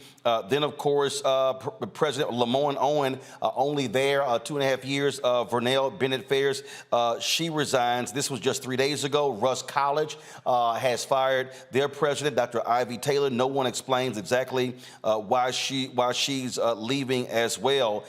And I mean, like I say, we could just sit here and go down the line. Philander Smith, Roderick Smothers announced that he is also resigning after 9 years leading that university as well. And so here you have Fisk, Philander, Rust, Tougaloo, Lemoyne, Owen. Again, they feel the Prairie View opening, Texas Southern University. There's a lot going on here. Julian, you, of course, President Emerita of Bennett College. Here's the deal. A lot of these schools, a lot of these are women presidents not serving a significant number of years in these places. What in the world is going on? Well, from my experience, I would say that boards need to stay in their lane and presidents need to stay in their lane. Presidents generally do. We have too much to do to jump into the board's Kool-Aid, but too many board members are micromanagers. Too many want to get off into the weeds. And then again, women, even at a women's college, I mean, you have men on the board who don't necessarily appreciate your leadership style. They don't, in my case, people never appreciate my bluntness, and that's just me. So I'll own that. But oftentimes people don't appreciate women's leadership style. And I mean, I had a staff member who I did fire tell me that I was a diva president. I'm like, dude, just go away. But people feel free to say things to women presidents they wouldn't say to a man. But I really think the crux at HBCU land is boards interfering with the day-to-day responsibilities of the president. And at a point in time, Ruth Simmons, I mean, to have such a star at Prairie View, such a star, it is her alma mater, and she was totally dedicated to it. And then the board started dabbling, and she's like, I don't need to put up with that. I'm at retirement age. I can do other things. So, you know, I mean, people have enough of interfering boards. I think that's a lot of it. And I think also gender bias is a huge thing in our community. I mean, we act like it's not there, but it's there. And no matter what kind of college you're at, the gender bias is alive and well. Crazy thing here, Renita, a lot of these folks are stepping away after 2.5 years. I don't care who you are. You leave the presidency of a university for 2.5 years. That's a clear sign. Unless you're leaving for another great opportunity, these folks are not. It's a clear sign that there are issues there. Absolutely. No, absolutely, Roland. I mean, I think that's it. When most people stay, I mean, the length of time people have been staying in presidencies has gone down. A generation ago, people went to these presidencies and they stayed just about for life. You look at Bill Harvey at Hampton, 40-some years, or Norm Francis at Xavier, 40-some years, the longest serving HBCU presidents. But now many presidents, you know, I did 5, but many are doing 2 and 3 because at a point in time, you just say enough. You throw your hands up and say enough. And the younger the presidents also, like folks in my generation, the less likely, and younger than me as well, the less likely, the younger you are, the less likely you are to put up with the BS. The more likely you are to just throw your hands. I got something else to do. God didn't put me here for this. Renita? So when you see people moving quickly, right, you know something's wrong. Renita? Well, what Dr. Malveaux is saying is absolutely correct. I've never been an HBCU president, but I have been a woman who has been an elected official. And it's true really for any position of leadership for women. There's always an immediate challenge to what second guessing the decisions that you make. There's always a challenge to your previous experience and whether or not that is good enough. And so to your point, Roland, what you're saying about these folks coming in and within 2 years deciding to leave, that really does not sound like a situation of somebody who changed their mind really necessarily on the position from what they knew before they went into the position, because generally people are excited about new opportunities. And so to make a change that quickly, it means that they have just completely weighed the pros and cons of staying in those positions and have decided that this does not meet up to, you know, what they would like to be doing with their life. And so this is, you know, I think it's also what we've talked about so many times on this show about the financial support that HBCUs receive. That makes things very difficult. And so it's just been a very trying time for HBCUs across the country, at least the last couple of years. Here's the problem here, Congo, when you talk about a president leaving after 2.5 years. And that is, it's like having to start over again. Texas Southern University is now about to be on their 3rd president in the last 4 years. Okay, they got rid of Austin Lane. Then the ladies president, she served there just 2 years. That's young, and now looking for another president. Same thing, Lemoyne Owen. She comes in 2021. Now she resigns in 2023. Now you're looking for another president. You talk about Fisk University. They've had, what, 6 presidents or 7 presidents in 22 years after getting rid of Van Newkirk Sr. Then you talk about, I mean, we could just go on and on and on. And here's the thing that's also crazy. If you talk about the 107 HBCUs, if you have almost 10 openings, that's 10% of all HBCUs. That is not, I mean, that's a significant number of openings. And the problem is, you talk about new administration, new start, paying off contracts, and so where that money could have been used, again, for the university, now you're having to pay off contracts of folks you got rid of. Yeah, and I experienced that when I was a freshman. My freshman year of college, I was at Morehouse College, and Massey had come in as a new president at the time. And so seeing the transitions, people want to bring in their people, all of the changes in resources, and the people who suffer the most because of these transitions are the students. You know, we have to sit here and watch it. Sometimes we see some of the infighting going on, and many of the issues that we've talked about throughout the tenure on the show, when it comes down to these HBCUs, is what Dr. Malvo hit on, is these relationships with the boards and the presidency and the presidents. And to be quite honest, it's so sad to see what's happening right now, because going back to what we were talking about with the indictment and everything, it was under the Trump presidency and things that are going on now with this critical race theory and all of this nonsense that we started to see more Black families get more interested in sending their children to HBCUs. They thought it was going to be safer, wouldn't have to deal with some of the nonsense that they're seeing in their schools now and like. And so now with this aura of instability that's coming up with all of these vacancies and firings and people retiring, starting Chick-fil-A's and all of that, I think it's also going to undermine the confidence that many Black parents will have in sending their children to HBCUs, even though there are HBCUs that have steady presidencies and the like. But when you're talking about this high a number, that's probably only going to increase, Roland. The people who are getting screwed the most are the students who are just coming there ready to do their best and give their best, and they may not even get to experience the full force of everything their school has to offer because they're going through yet another transition. You come in as a freshman, and by your end of your sophomore year, you're dealing with a whole new leadership team of your school. It's very unfortunate. And I don't think people really understand, Julian, when we talk about continuity, why that is so important. When you have continuity of leadership, because people understand what happens is new president comes in. Now there's a whole host of people who are now getting hired, getting moved in, getting moved out, new systems being put in place. They begin to bring in people below them. And so having to restart, now it's a whole new administration, no different than a new president in the White House and a whole new administration.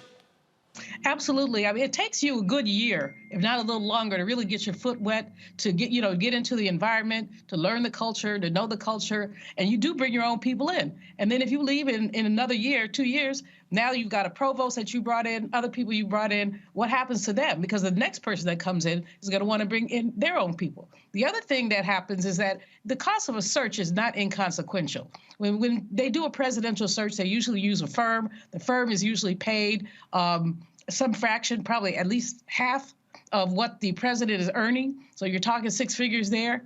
And then if you have candidates, you're flying them in and out, you're talking more money there. And so, it's a financial burden. And it's also, the stability, though, is the most important thing. In the first year, you can expect instability. Some people got to go, they just got to go. But if you then decide to leave in year 2 or even year 3, what happens to your people? They're going to have to go too. And Owakongo was right. With all of the things we talk about with HBCUs were put together, developed for students to have a positive experience, for students to be lifted up, for students to have an alternative experience in this contemporary time. You don't want to go to Georgetown, you want to go to Howard or something like, people want to be in a Black environment. But if a Black environment is unstable, it's not a good environment. Well, again, this is something, folks, here that is cause for concern for a lot of folks out there. The number of HBCU presidencies that are now vacant due to the resignation. And again, the point we made earlier, it should be of concern the number of women who are being replaced short of their term.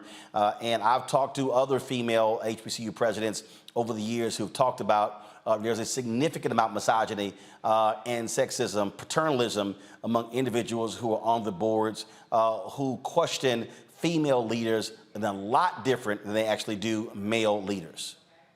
And so that is absolutely the case. All right, folks, got to go to a break. We come back.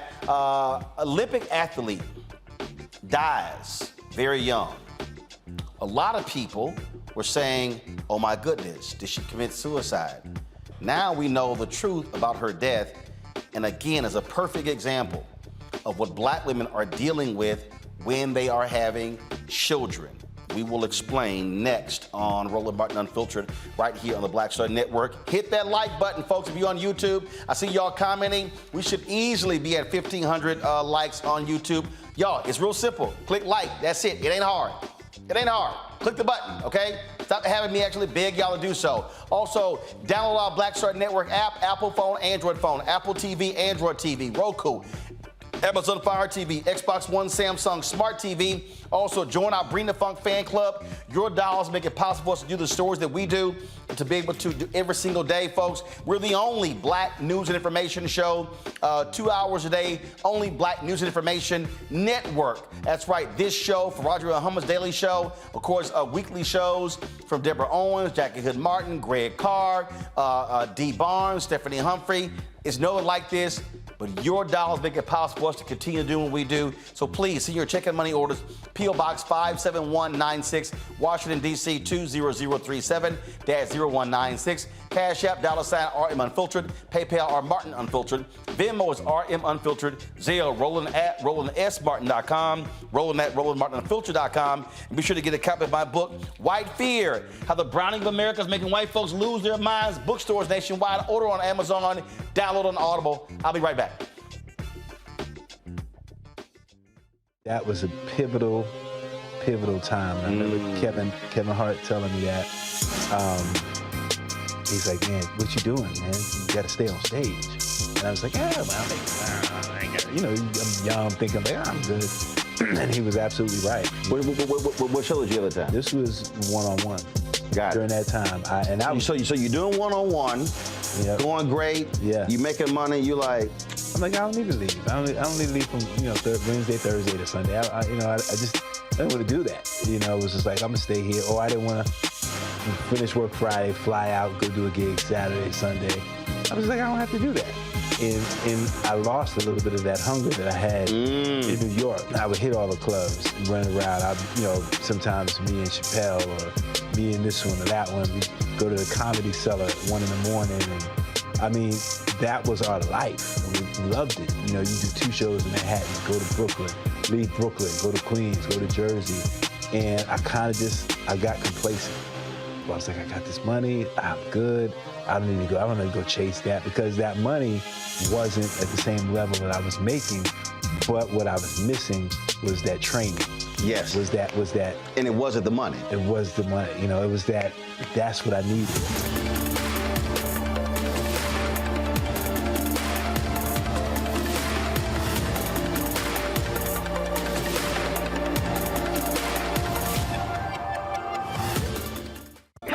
On the frequency right here on the Black Star Network. Shanita Hubbard.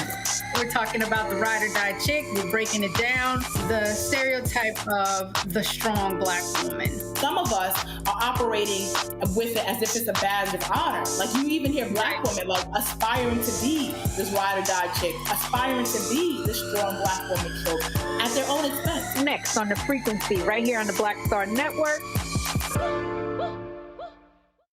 Hi, everybody. I'm Kim Coles. Hey, I'm Donnie Simpson. Yo, it's your man Deion Cole from Blackish, and you watch Roland Martin Unfiltered.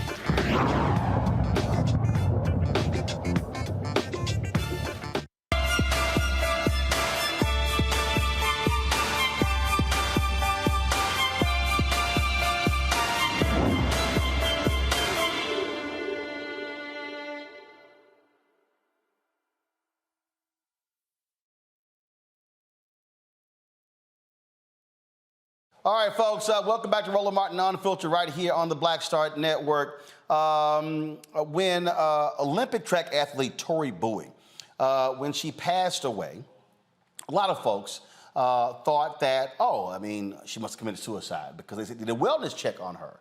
Well, the problem is that wasn't the case. Now we know exactly what happened based upon an autopsy report. She was found dead in her Florida home on May 2nd, just 32 years old. Well, according to the Orange County Medical Examiner's Office, she was 8 months pregnant and was in active labor at the time of her death. Medical officials said possible complications included respiratory distress and eclampsia, based upon the autopsy. She, of course, won 3 Olympic medals at the 2016 Rio Games as well. Dr. Julianne Burt joins us right now. Doc, this is a shocking story. Young woman, extremely fit woman. It also shows us, because remember, Serena Williams talked about what she experienced in her childbirth as well. This is something that people have been ignoring in terms of the issues that Black women are having in childbirth. Absolutely, and thank you for having me. Black women are still having issues in childbirth. That is an understatement. But we know that there are preventable deaths. We know that access to health care, access to health insurance so that one might get that health care, making certain that women are seeking care on a regular basis, that there's not a reason job won't let me go to my appointment, or I'm running late for my appointment, or whatever the myriad reasons can be that there is limited care. CDC says the latest studies show that about 80% of these deaths are preventable. Wow. 80%, that's a lot. What is eclampsia? What is that? Eclampsia, yes. Eclampsia, okay. Eclampsia, right. So eclampsia is when a woman has seizures in childbirth or even after. And oftentimes this is happening after delivery, after a woman actually goes home.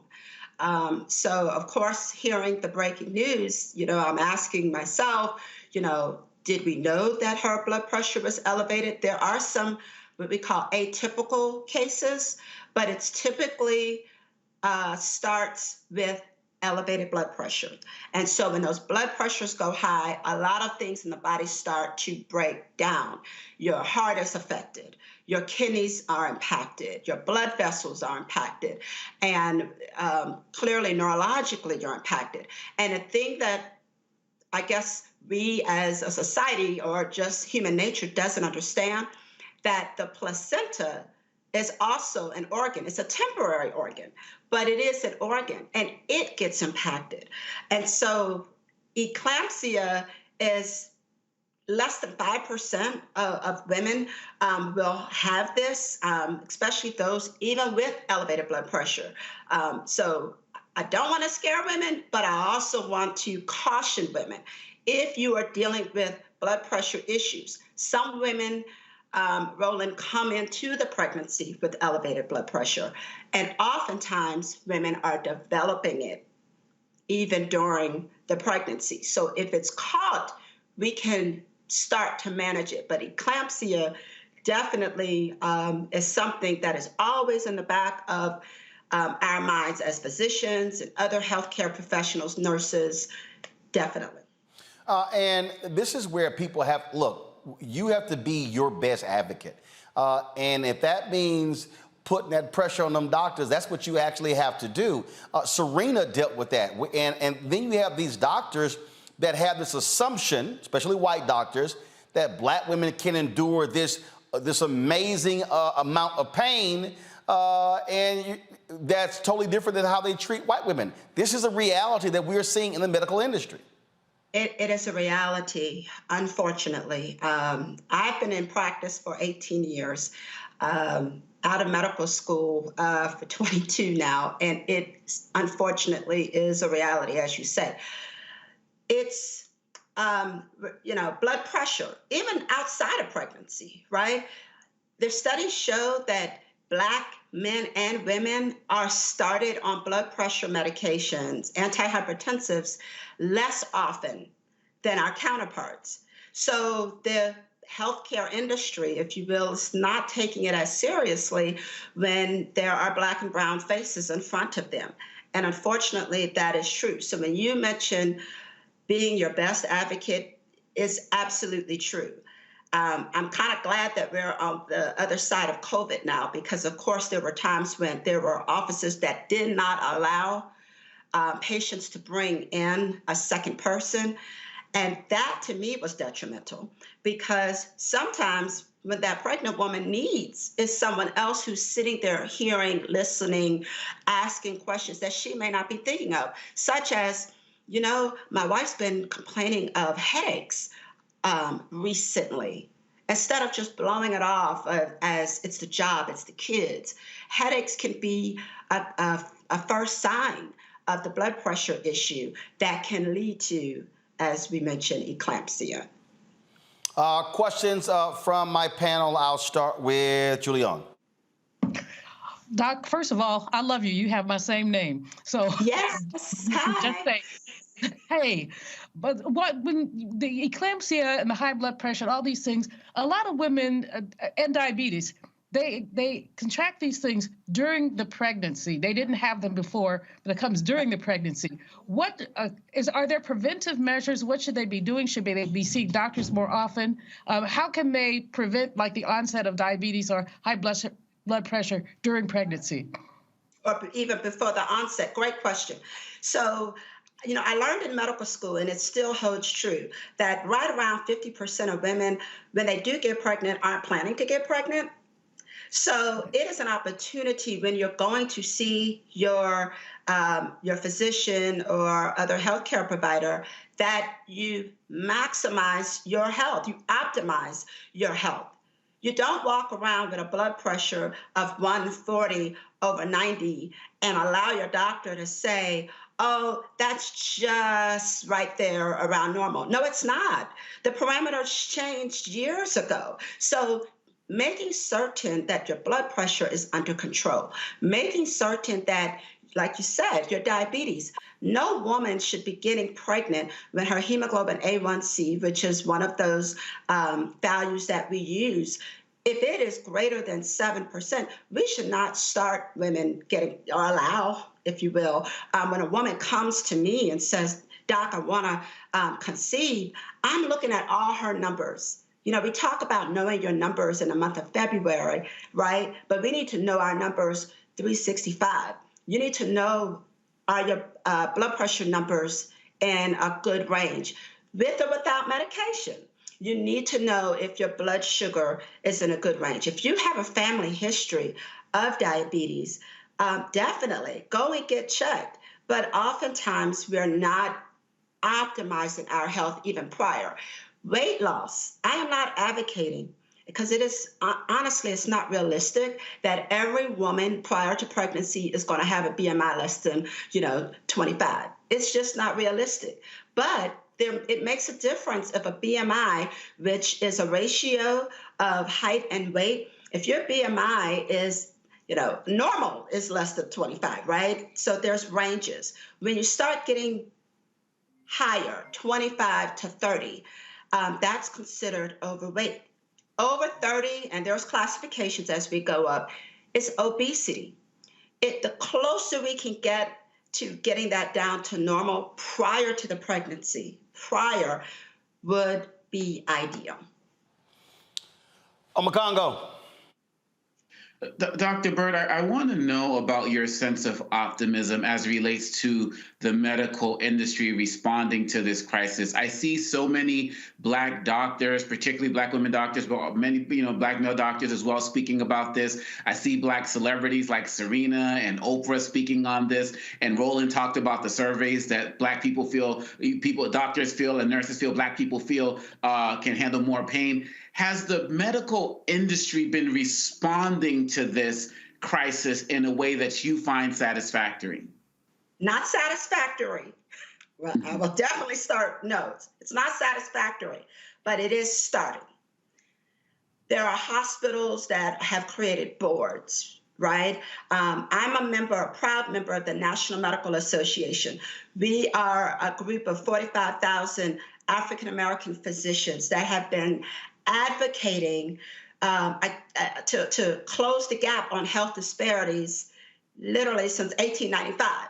And I know that we've been speaking about it, but I also know that in my other organizations that I'm a part of that are, more majority organizations, there are a lot of, there's a lot of buzz around it, right? We all remember Miss Johnson, Judge Glenda Hatchett's daughter-in-law that passed away. I think it's been at least 5 years now, passed away, a celebrity family that was impacted by bias in the medical field. So it is out there, but that unfortunate loss of life has really elevated. Her husband has continued that fight, and that has elevated the voice. There's a lot of boards and councils and meetings. There are a lot of criteria that, doctors, there are doctors who are practicing that graduated from medical school in 1980. There's a lot that we've learned since then. So we've got to make sure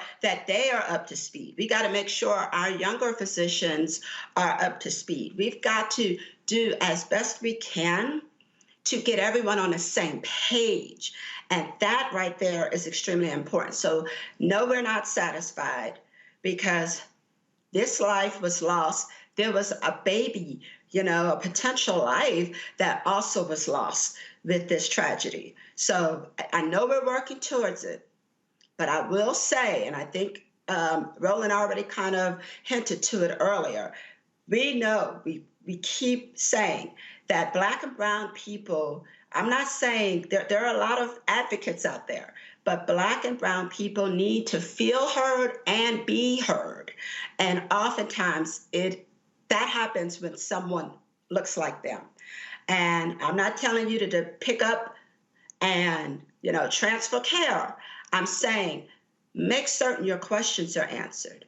Make sure that you bring someone. At this point, everyone's door should be open to allow a loved one in that room.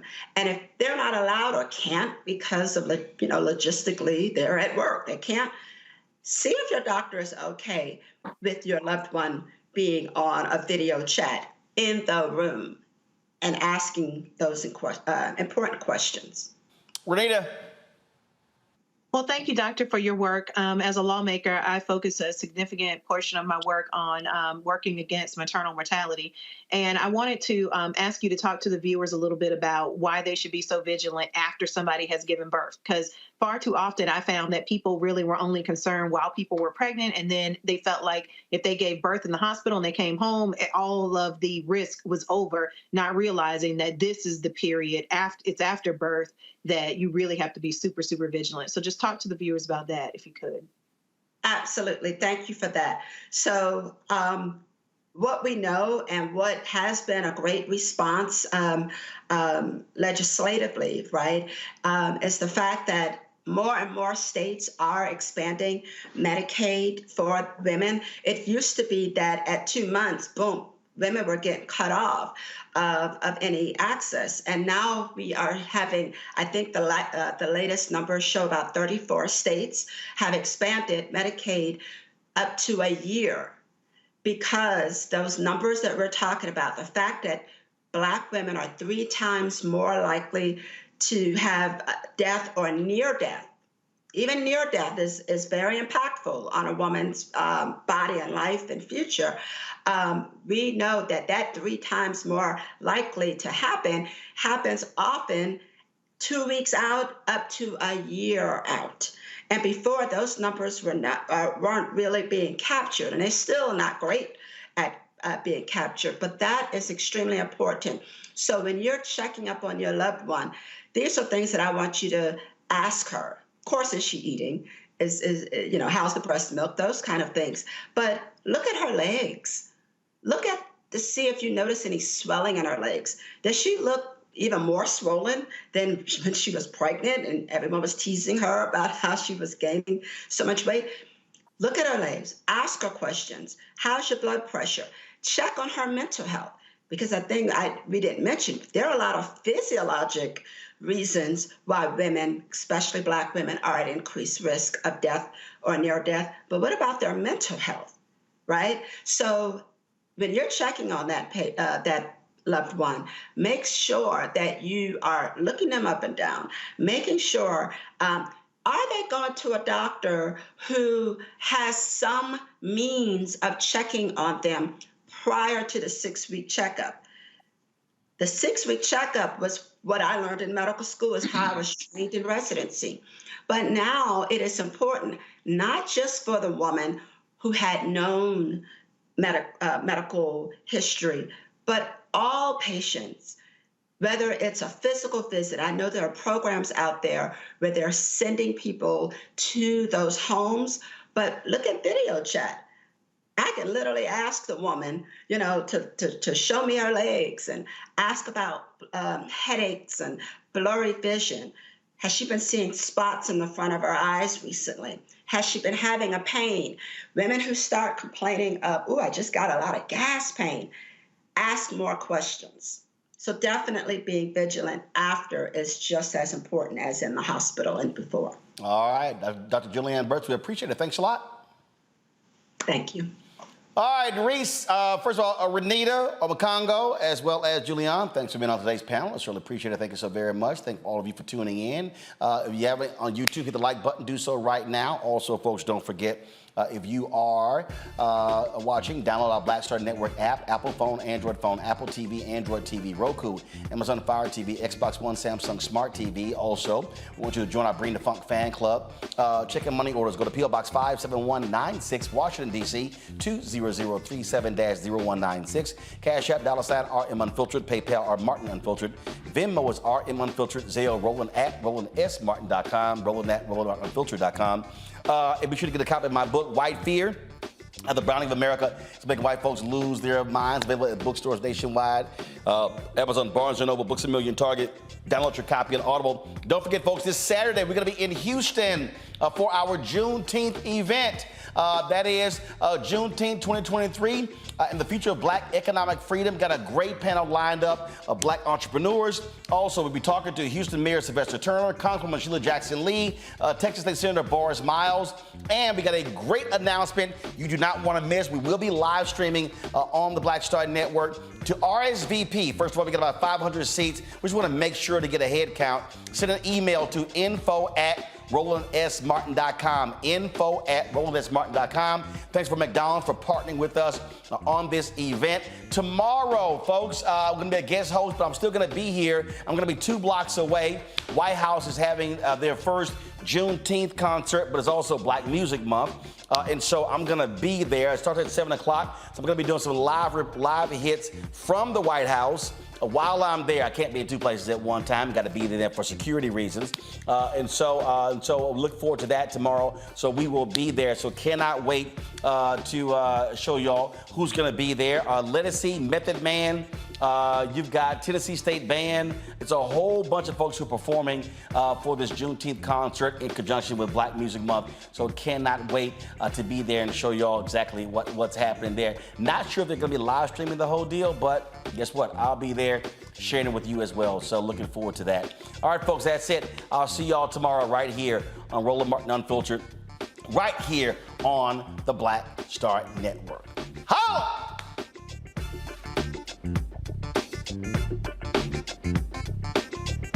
Folks, Black Star Network is here. Hold no punches. I'm real revolutionary right now. Support this man, Black Media. He makes sure that our stories are told. Thank you for being the voice of Black America, Roland. Stay black. I love y'all. All momentum we have now, we have to keep this going. The video looks phenomenal. See, this difference between Black Star Network and Black-owned media and something like CNN. You can't be Black-owned media and be scared. It's time to be smart. Bring your eyeballs home. You dig? Pull up a chair, take your seat. The Black Tape with me, Dr. Greg Carr, here on the Black Star Network. Every week, we'll take a deeper dive into the world we're living in. Join the conversation only on the Black Star Network. Hi, I'm Dr. Jackie Hood Martin, and I have a question for you. Ever feel as if your life is teetering and the weight and pressure of the world is consistently on your shoulders? Well, let me tell you, living a balanced life isn't easy. Join me each Tuesday on Black Star Network for A Balanced Life with Dr. Jackie. We're all impacted by the culture, whether we know it or not. From politics to music and entertainment, it's a huge part of our lives, and we're going to talk about it every day right here on The Culture with me, Faraji Muhammad, only on the Black Star Network. I'm Deborah Owens, America's Wealth Coach, and my new show, Get Wealthy, focuses on the things that your financial advisor and bank isn't telling you, but you absolutely need to know. So watch Get Wealthy on the Black Star Network.